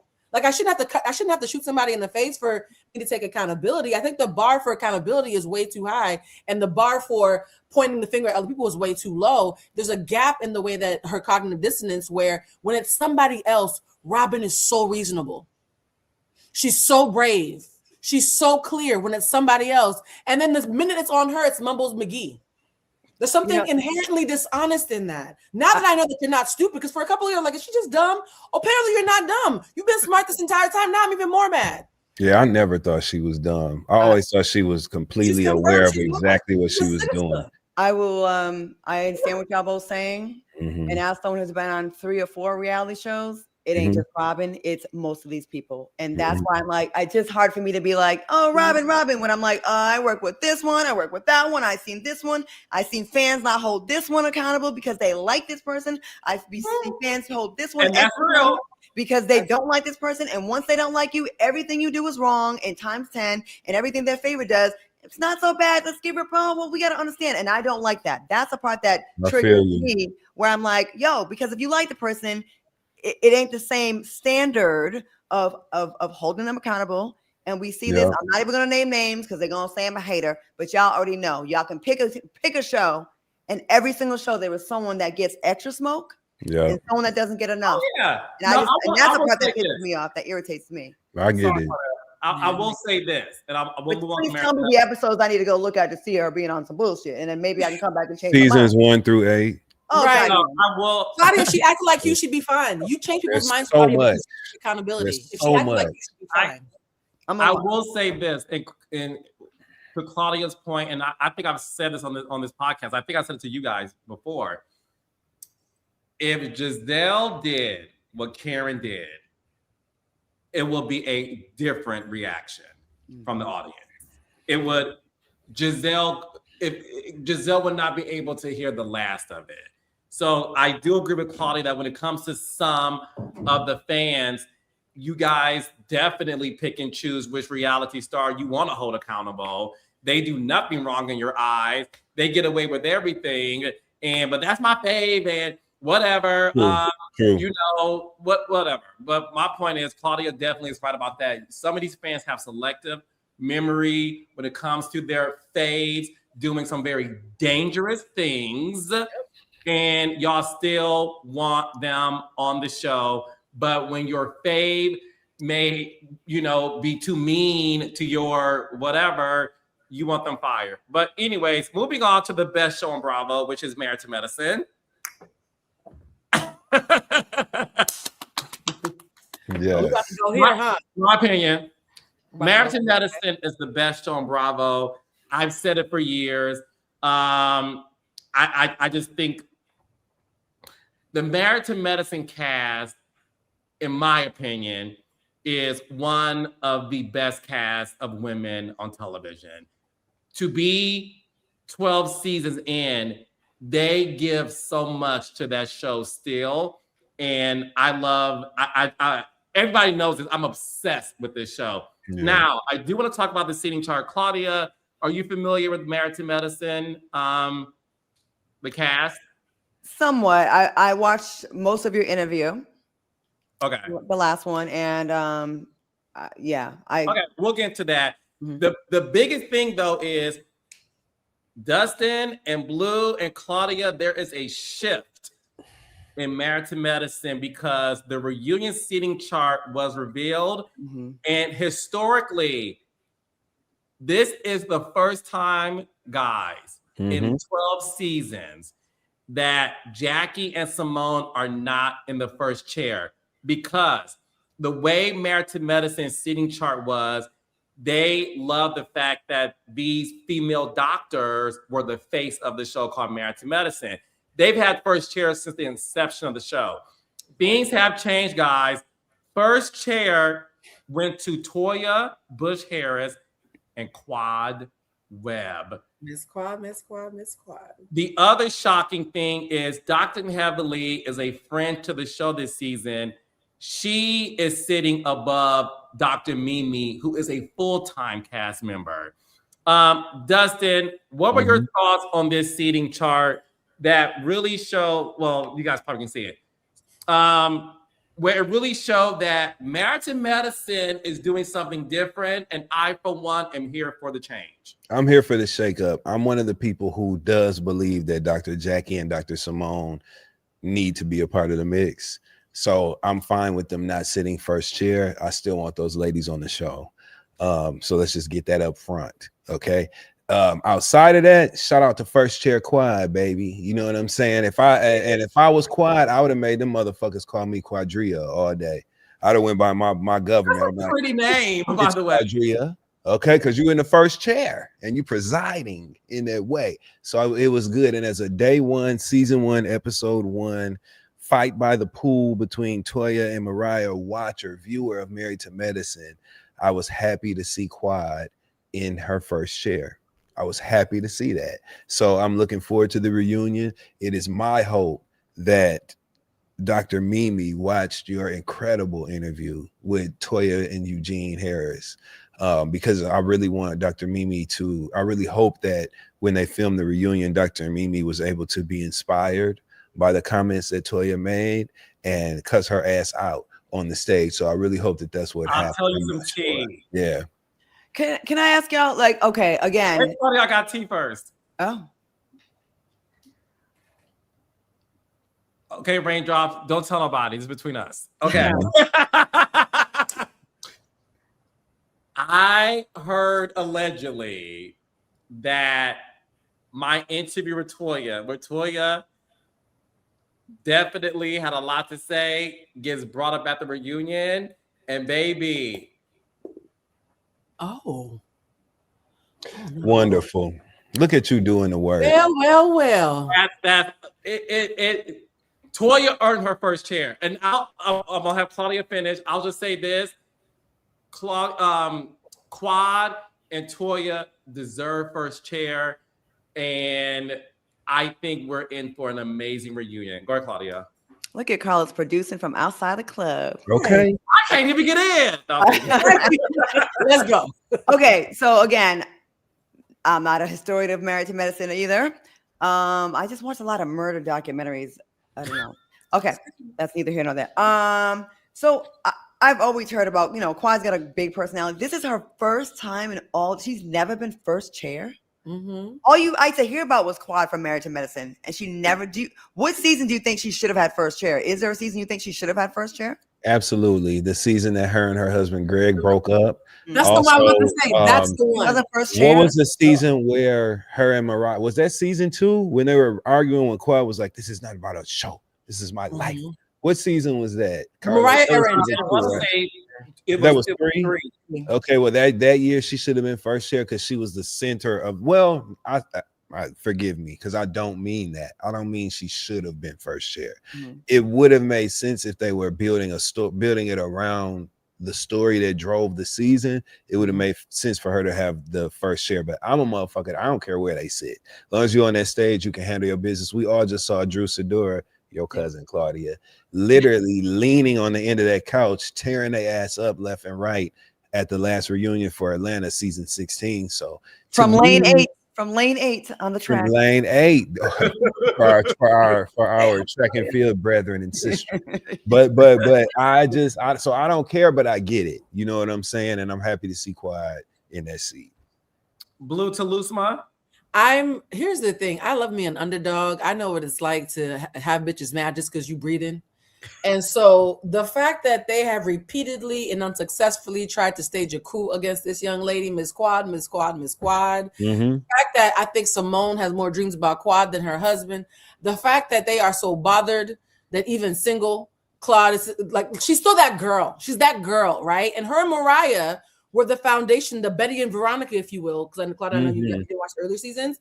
The show was built on the backs of that friendship, and then it kind of like expanded more, right? So Quad is a day one who they tried to yank by the ankles and pull out because they was hating on her for having too much shine, and she came back swinging with a whole new nigga, right? So I just think Quad deserves everything on this franchise.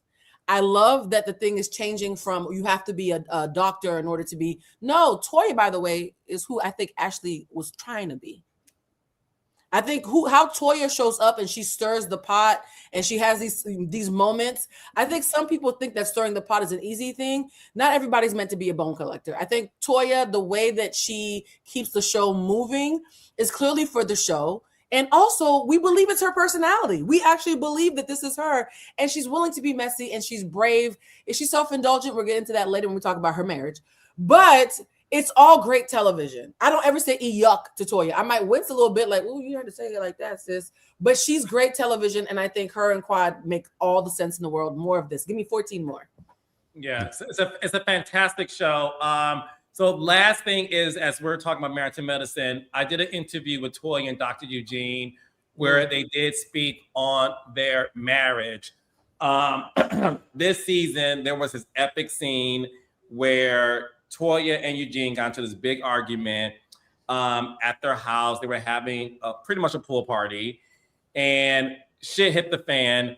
In my conversation with Toya and Eugene, a lot of people do feel like Toya is not attracted to Eugene. A lot of people feel that Toya doesn't deserve Eugene, that she's mean to him, that, you know, this man works to the bone to provide a lifestyle for her.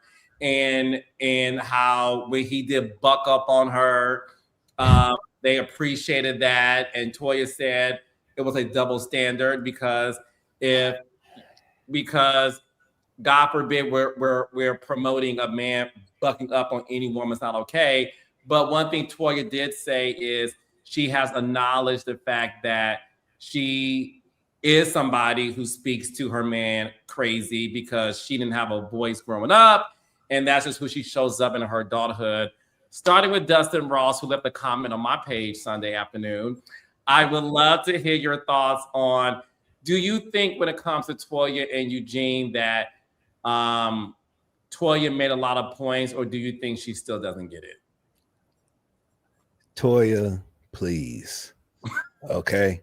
Just like I said in your comment section, number one, the fact that she answered that question that you asked her, you laid it out and you said, I'm telling you this with kindness. Okay. And it was sincere. You said, this is the takeaway that people have from the show. And for her response, her rebuttal to be, for her take to even be, you know what? If I'm tripping, then what you can't do is meet me tripping, because then it ain't gonna work out. And it's a double standard, because how can they be happy about him meeting me tripping because I was tripping? Shut the fuck up. Mm-hmm. Everything you saying is ridiculous right now. I love Toya on that show. I think Toya is a part of the driving force, the bloodline, the heartbeat, the pulse of Married to Medicine. But what we're not gonna do is act like what she did was okay, like what she did, like everybody else is out here crazy based on what she did. No, you were completely out of line, Toya, talking to Eugene like you don't respect him on national television repeatedly. This last time it was so bad because not only did she disrespect him, she disrespected the rest of the cast, called them all kind of bitches and hoes and shit, and who knows what else we didn't even see on camera.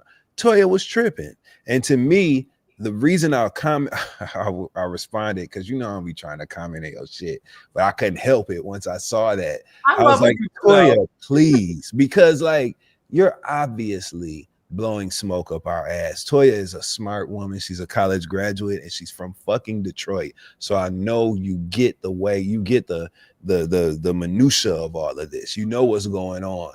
Toya knows that she was talking out the side of her neck to Eugene. She knows she was wrong, and instead of just saying, hey, I got upset, I love my man, we gonna be all right, and I'm gonna work on talking to him in a way that honors him and shows the respect and the reverence I do have for my husband.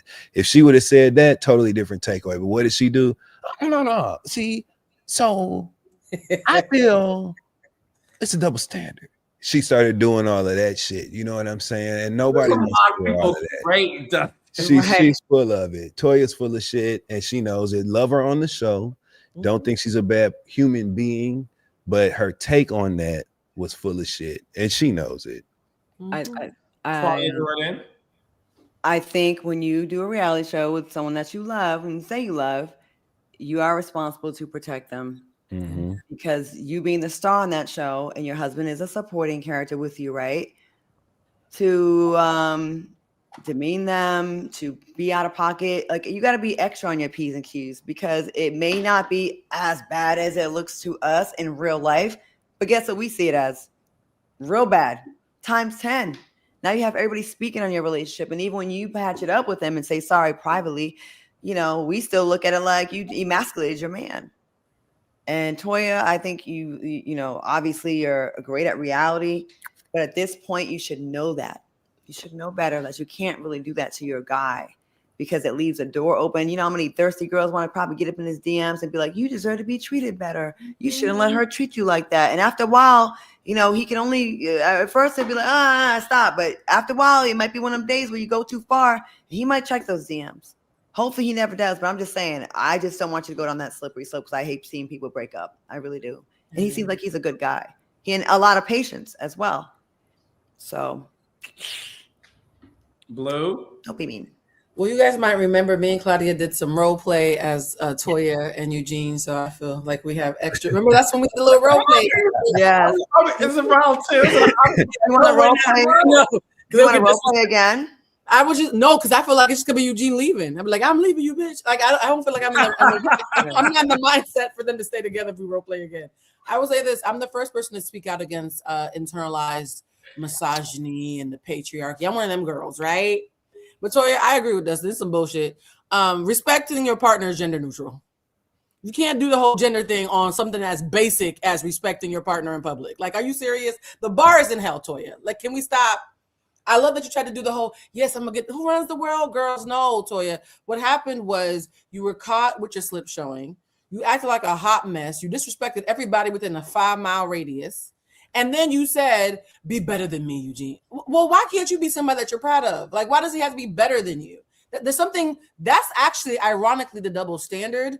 And I think Toya probably needs to recognize that her desire to be heard sometimes overshadows her desire to keep people that she loves safe. And to Claudia's point, right now, Eugene is still letting you take the big piece of chicken.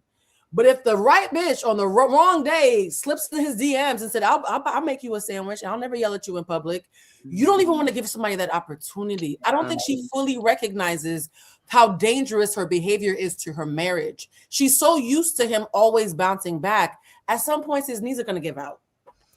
You know what? I'm sorry. Go ahead, sister. One line. Mm-hmm. It's one thing doing it in private, which is not good.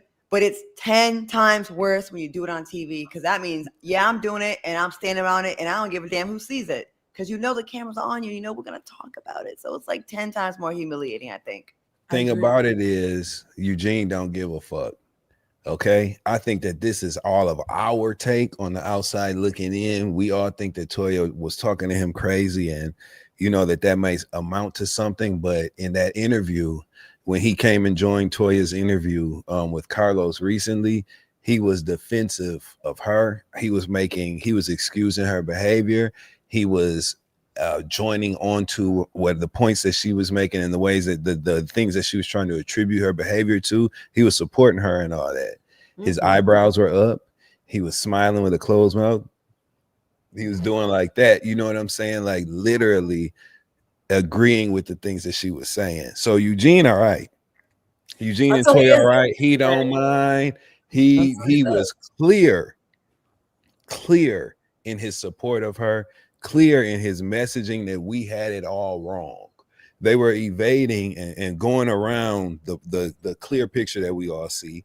His conviction to that, to me, is noteworthy. You like it, I love it, because I do love watching it on TV. Cuss his ass out, Toya. I don't give a fuck. He don't care. I don't give it. If what the young bloods say, if you don't give a damn, we don't give a fuck. I don't give a okay. Men love mean women, and they probably have a spicy sex life. But he said that. So to your point, Dustin, Claudia, what you just said, and Blue, break this down for us. He said that Toya is the type of woman he likes. He likes a strong woman who talks a little crazy. He said he likes that. And he said he dated somebody before Toya who wasn't that. She was the opposite of that, and it didn't work out. So I do think this. What my takeaway from it was and I do want to say this: they are in couples therapy. They are going to counseling. Good. It ain't gonna help. They decided to pick back up counseling based on this season. And one thing that she did say that I was like, I do get it, and I did have an aha moment. She did talk about, and I could say this as a producer. She said, "Look, the arguments we get into, obviously, we're heightened because there's cameras around." Mm-hmm. And it's one of those things where you do subconsciously just feel like you ain't about to talk to me like this on TV. And the TV cameras does add something, not making excuses for it. But it was more so of the fact that she said she has to realize how to show up as the woman to her husband in real life and not be somebody on TV who is boring. And I thought that was very honest. So it's a lot of work to do. Blue.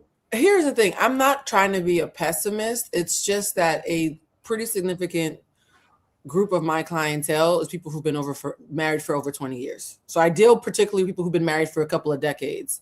And the thing that has always been like a thread for me when I'm dealing with these people is it was okay until it wasn't. Because he didn't even know he wasn't okay with it until he wasn't, right? And so someone can seem consistently okay with a certain behavior, and then one day it seems like out of nowhere, but it wasn't out of nowhere. It was building up in the subconscious and moving its way up. I get that. And that's what makes me nervous. You see a couple together for 20 years, like, what you mean you and Bobby broke up? Bobby loves you. Bobby got tired. That's why when you asked me earlier, I said, I don't want him to get tired. It's not because he's going to be angry because he gives a damn. There's a point where, and I'm going to say this, I'm not going to share too much of my business. I'm a spicy girl. I'll do things for the plot sometimes, okay? I do things for the plot sometimes. The men that I date, though, they are much nicer than me. One could argue it's a Toya and Eugene situation, so this is friendly fire. My mother's the same way. The one thing she always told me is, you can be spicy, you can be fun. Don't ever make him feel bad about himself. She's like, resentment is the one thing that even the kindest man who likes a spicy woman, if he has too much time to sit with it, it will eat away at him. So I don't mind her being spicy. I don't mind them having this fun little whatever that they have going on. Just be respectful while still doing all of that. You don't have to rob somebody of their dignity to give them the excitement that they're looking for. You can actually be a respectful bitch. Ask me how I know. Claudia, I'm sure you figured out how to do that too, right? At a certain age, you have to figure out how to keep it spicy, but not, the direct deposit still has to hit. So, Toya, we're just saying we want your marriage to last. Be a little nicer to him before you knock him upside the head. That's all. Just be a little nicer, a little soft. I wish I was in relationships as spicy as I am outside of relationships. I think I'm very nice in relationships. Maybe I need to stop being like Toya. Just pick it up and how is she, Claudia? What does it mean to be like Toya? What would that mean? Oh, greedy to him. Shut the fuck up. Sit down. Imagine telling a grown man. Did I cut a nigga? Like, say stuff like that. I'm gonna start saying stuff like when they ask me, baby, what do you want for your birthday? Bitch, you don't know by now? The fuck? I'm gonna start saying this segment. The fuck? Fred. I bet y'all be married in 6 months because all this, oh, I made linguine and pasta for you. Oh, I bought you a diamond chain. Oh, do you want to go to Aruba? All that shit hasn't worked for me, clearly. I need to stop being, I know what? I take everything back. Toya, you doing it right. Fuck what I'm saying. You the one married, not me. I'm gonna start saying the fuck when I had this date this weekend. The fuck? Claudia, married for 18 years, dated for 2. In order to score a date, when Eugene asked Toya out for a date, she said, I got to do my term paper. He did the term paper for her. And it's a king. Golf clap. And secondly, that's why I love you some, Eugene. Secondly, he gave her the keys to his apartment because her place got robbed. And he said, you would never have to worry about that again. Here's the key to my place. You could be. So listen. She probably scared the robbers off. Yes. Well, Toya probably had the motherfuckers running. I have had an epiphany. I take back all that soft shit I said earlier. No, Claudia, no. Don't go to the dark side. I already said I'm in my villain era of 2026, and I've been sticking with it. I've done the same thing since I started dating in 1990.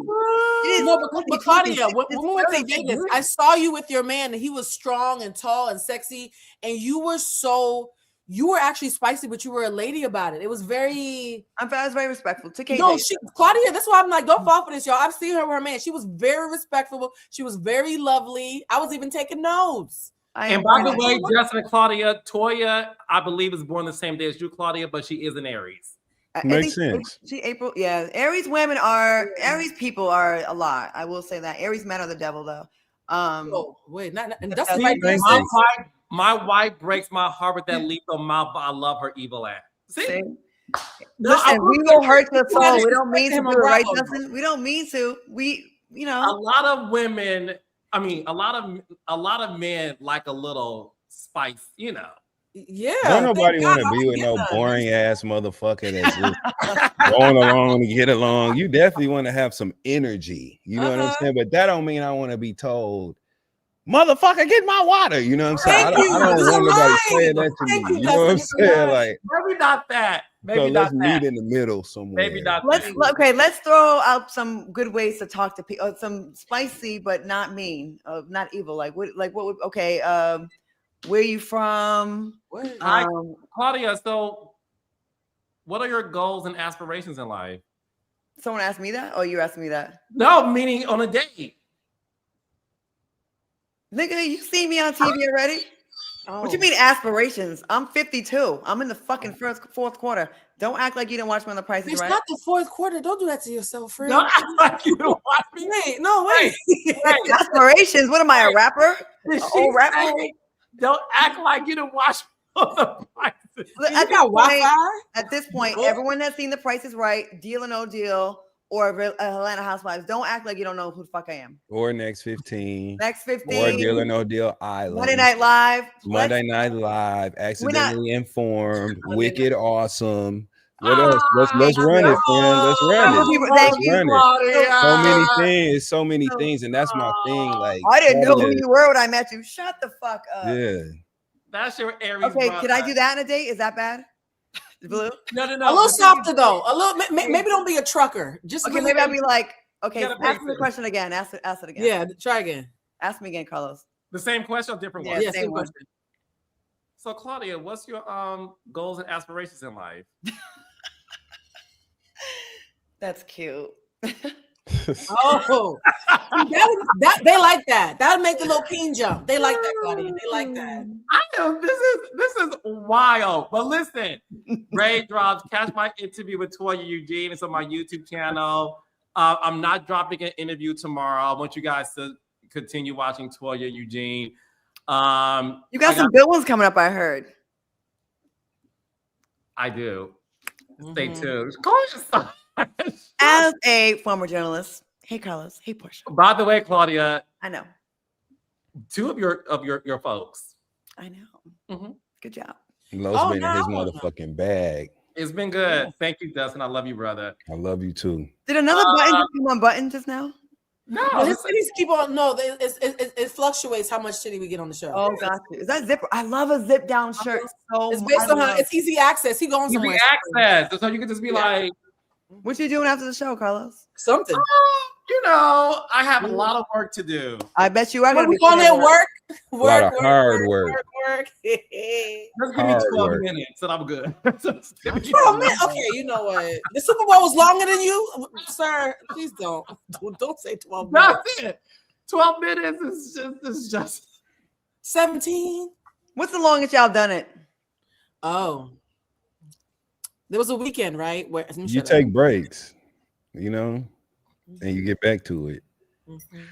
How many orgasms in one night? You said what? How many orgasms? What's your record? Okay, Claudia. Mine is 7.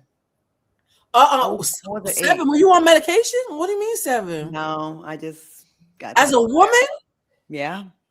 Oh, men, it's different. Y'all can do that, but it's different for us. 7? I don't do it a lot, but when I do it, I make up for lost time. Electrolytes. I hope you re-upped afterwards. That sounds exhausting. Okay. Oh yeah, niggas done broke their teeth and everything. Oh, okay, we'll talk about this another day. Thank you, Carlo. I gotta see my dentist. This face. Shut up. Thank you, I Carlo. love the fact, Dustin. I like the fact there's the women who are Yeah, we just up here. Oh, no. No, Lady. we started the show talking about how big Dustin's dick is. And It's heavy or something, right? It was heavy. It was heavy. heavy. Yeah. We talked about the can, the Lysol can. Let's not rewrite history here. Look, we're speaking of basketball wives, Carlos. What did Roy say? We're not speaking about. Okay, Robyn Dixon's not taking accountability. Ooh. Y'all Rob, And I I got look, you back. look, and I mean Dixon. Right. that Kawana said baldy baddie. I like that. So we gonna do that after dark thing. Yes. Check your emails this week. Baldy baddie. Thank you. We got Centurion SAE. Whiteness always shows up, don't it? Yeah, dude, especially with Chris Bassett. That's what we ain't talk about. Chris Bassett and that Oh motherfucker. my heavens. Let's get into it. First of was all, before we real? get up out of here, we're gonna address that. First of all, Go ahead, Dustin. Chris Bassett As is I'm warming too my food, go fucking ahead. comfortable. He's too comfortable. Yeah. It was for those who don't know, he tweeted, "Oh my God, my 16-month-old son, or however old their son is, that him and Candace just had." He said that his son just said the N-word, clear as day. Chris did that. I believe it was the same day that Obama the White House released that horrible racist meme of the Obamas. Chris Bassett did that, tweeted that. Of course, people responded to it and they took issue with what he said. Chris Bassett's problem is that he's too comfortable. I have an issue with people. He is always speaking on things relative to Candace and her business and entertainment, her experience on these shows. He speaks as if he was casted on the show. I've seen him tweet several times like, well, I just know about reunion. I know how reunions go. And so what they gonna do is this. Like, he just is always so eager and excited to have an opinion on the housewives. I was tired of seeing him film in that dingy ass white t-shirt, sitting on the motherfucking couch all the time. Pick up a spoon and get in there with a pot in that kitchen and cook something, since you're a chef and you have all these great talents as a chef. That's a great thing to celebrate. When we met him on the show, he was working in restaurants and doing his thing, managing restaurants. That's a great career. I know a lot of people that have done that for a long time. That's a good thing to do. Show that. But that's sitting up in a baggy neck undershirt with apple juice stains on it on the couch in Candace motherfucking house and having an opinion on all of this shit, is starting to look bad. And what's happened is he's gotten too goddamn comfortable to the point where he thought it was a good idea, since he's so excited to tweet and excited to have something to say. Why did you need to share that with your audience in February? Black History People's Awareness Month. Yes. I don't even think he was being malicious. I just think he was being extremely tone deaf. And I think that it is a direct result of him being too motherfucking comfortable tweeting on that couch about what Candace got going on. We're not your friends. We don't know you. We're not in a group chat. We don't need to know about your personal things that's going on in the house. And your white ass don't need to be tweeting about somebody, quote unquote, saying the N-word. You don't need to be doing that. Even if it's your child, you don't. I'm sure Candace is a brilliant woman, a brilliant mind. And I would bet the farm on the fact that she had a very direct conversation with him about that. I don't think it'll ever make it to the timeline, nor should it, because it ain't our business. We shouldn't have even seen the damn tweet he said. But I do believe that Candace is going to address it, and that's it. I'm tired of them baggy neck undershirts. Get up, pick up a spoon and a spatula, and get in there and flip a patty. That's what you need to be doing. Thank you. I hate that he did this, especially when she's kind of getting a rebirth, if you will. Like, people are like really checking for her and the traders, and the tide is turning on her. People that didn't like her are coming around. They're realizing how big of a star she is in that show. They're loving her on that show, and it's like, here his ass come. It's like, damn, I'm doing good. We're getting kind of back into a better light, and then you do this, and I feel like that's something that could have been said for his group chat with his friends, and not for us, because it's going to reflect on her. And Chris, you know, I like them. I like Candace a lot. Mhm. And I hated that it kind of took away from with the good stuff she's doing, because now it's like now she got to address it and talk to us about this now, right? And the timing was so selfish. We just finished defending her with what happened with Rob. So the timing could not have been worse. I will say this, as somebody who has a lot of white friends, a true ally is someone who doesn't censor themselves, because an ally means you're standing to the left or the right of me. You're never centered, right? And we always talk about people invited to the barbecue. I hate us inviting anybody to the barbecue. The kind of white people who are safe enough to be at the barbecue don't actually want to be there. They might come and get a plate and go home. They don't want to center themselves in our spaces. I think what Dustin was outlining is Chris has gotten so familiar. Forget comfortable. He's gotten so familiar. He's used to now being able to censor himself in spaces where he doesn't belong, where he's only a guest who's supposed to be supportive. And I hate that for Candace, because she's going to be the one who ultimately ends up paying for it. Yeah, he should know better. Right. Yeah. Chris, don't do that again. And a baby saying the N-word at 16 months is crazy. I love me some Dustin Ross. Okay.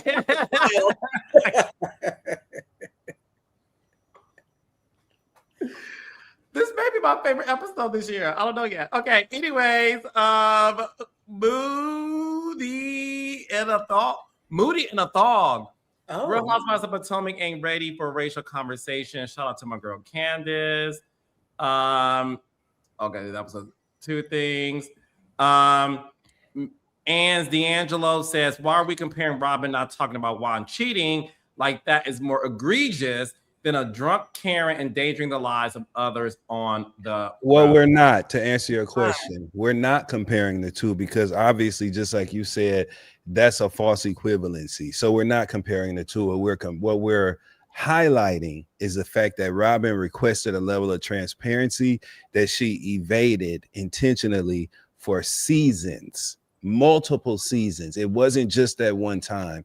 When it came to a lot of shit, Robyn evaded accountability. And so the tone, the through line here is her expectation of accountability from Karen that she has not shown when she was given the opportunity. So we're actually not comparing, bro. That's all. It's a character thing. We're saying that you don't have the character that you're asking of Karen. Yeah. Regardless of the situation, your character that you're requesting from her is not the character that you possess yourself. Yeah. LNL Custom Designs. Thank you. They have Look at that. $100. Oh, wow. Arcade Intelligence showing love from one Black content creator to another. Gaming here. Bless you, queens and kings. Oh, that was so sweet. Thank you, Arcade Intelligence. Happy Black History Month. Mm-hmm. That was really nice. I saw that was so sweet. Like, okay. It's Can Girl. I don't know how many times Eugene has to tell y'all he acts worse than Toya behind closed doors before y'all believe him. He says they go round for round. Now, he did say in my interview that she said he slams doors and all that stuff, and he said he does. But we ain't seen it, and that's the difference. It's not that we don't believe him. We just talking about the things we've seen, darling. Which is true. It. Yeah. Which is true. So he's a terrorist behind closed doors? She just said he bucks at her too. Yeah, it's me, 111. Carlos tripped her up with the question about being faithful. That was a Proverbs 31 game. Y'all are hilarious. I saw that. She was like, I was like, oh, okay. I see you, friend.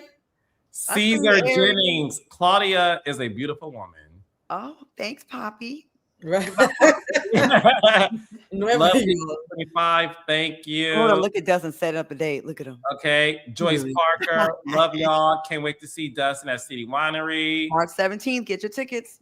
Judith 7056. Claudia, your IG pics are on point, sis. Hi, Dustin. Hey, y'all. Y'all are hilarious. Raindrops. Thank y'all so much. So this week, again, not dropping an interview. Cast Toya and Eugene, so you haven't already. Nene leaks Carlos King in Raleigh, North Carolina, February 24th. Go see them. Nashville, February 26th. Go to Kingdom Reign, REIGNENT.com, KingdomReign.com to get your tickets. We also added meet and greets to the show as well. Again, that's February 24th in Raleigh and the 26th of February in Nashville. Blue, what you got going on, sister? Working as usual. I'm going to the East Coast this weekend. I'll be there for Valentine's weekend. And next week, I'll be going to Lena Waithe has a play in Baltimore, Center Stage. You should come. It's her first play called Trinity. I'll be in the audience. And you can find me at Blue Centric live over on YouTube, where we are right now. Shout out to the Blue Crew who's watching. I love y'all so much. Hey, Claudia. I'm at a fashion show Sunday in New York City on the Okay.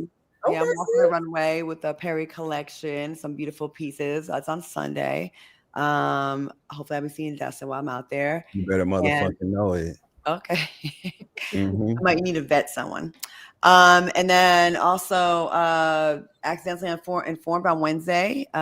Keep voting for myself and Carlos. Carlos, when I was at the luncheon in LA this weekend, they announced the nominees at the luncheon. And so they did an alphabetical order. So they were like, for Love and Marriage Huntsville. And I was like, Yeah. oh. So Thanks, baby. So excited about that. That's about it this week. It's kind of it's kind of slow this week. No movies, no nothing. Well, I do want you to rest, so know that.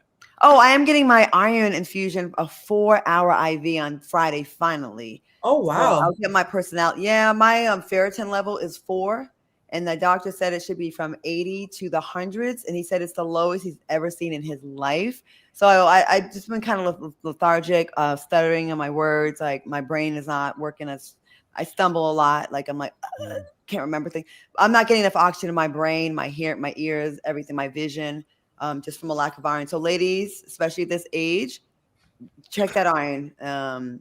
Yeah, we lose. Thank you for that, Claudia. I just got blood work. My ferritin is low too. So I just found out yesterday that I have low ferritin. So thank you for saying that. Yeah, so we're not keeping we can't store the iron. So we're like just burning it off.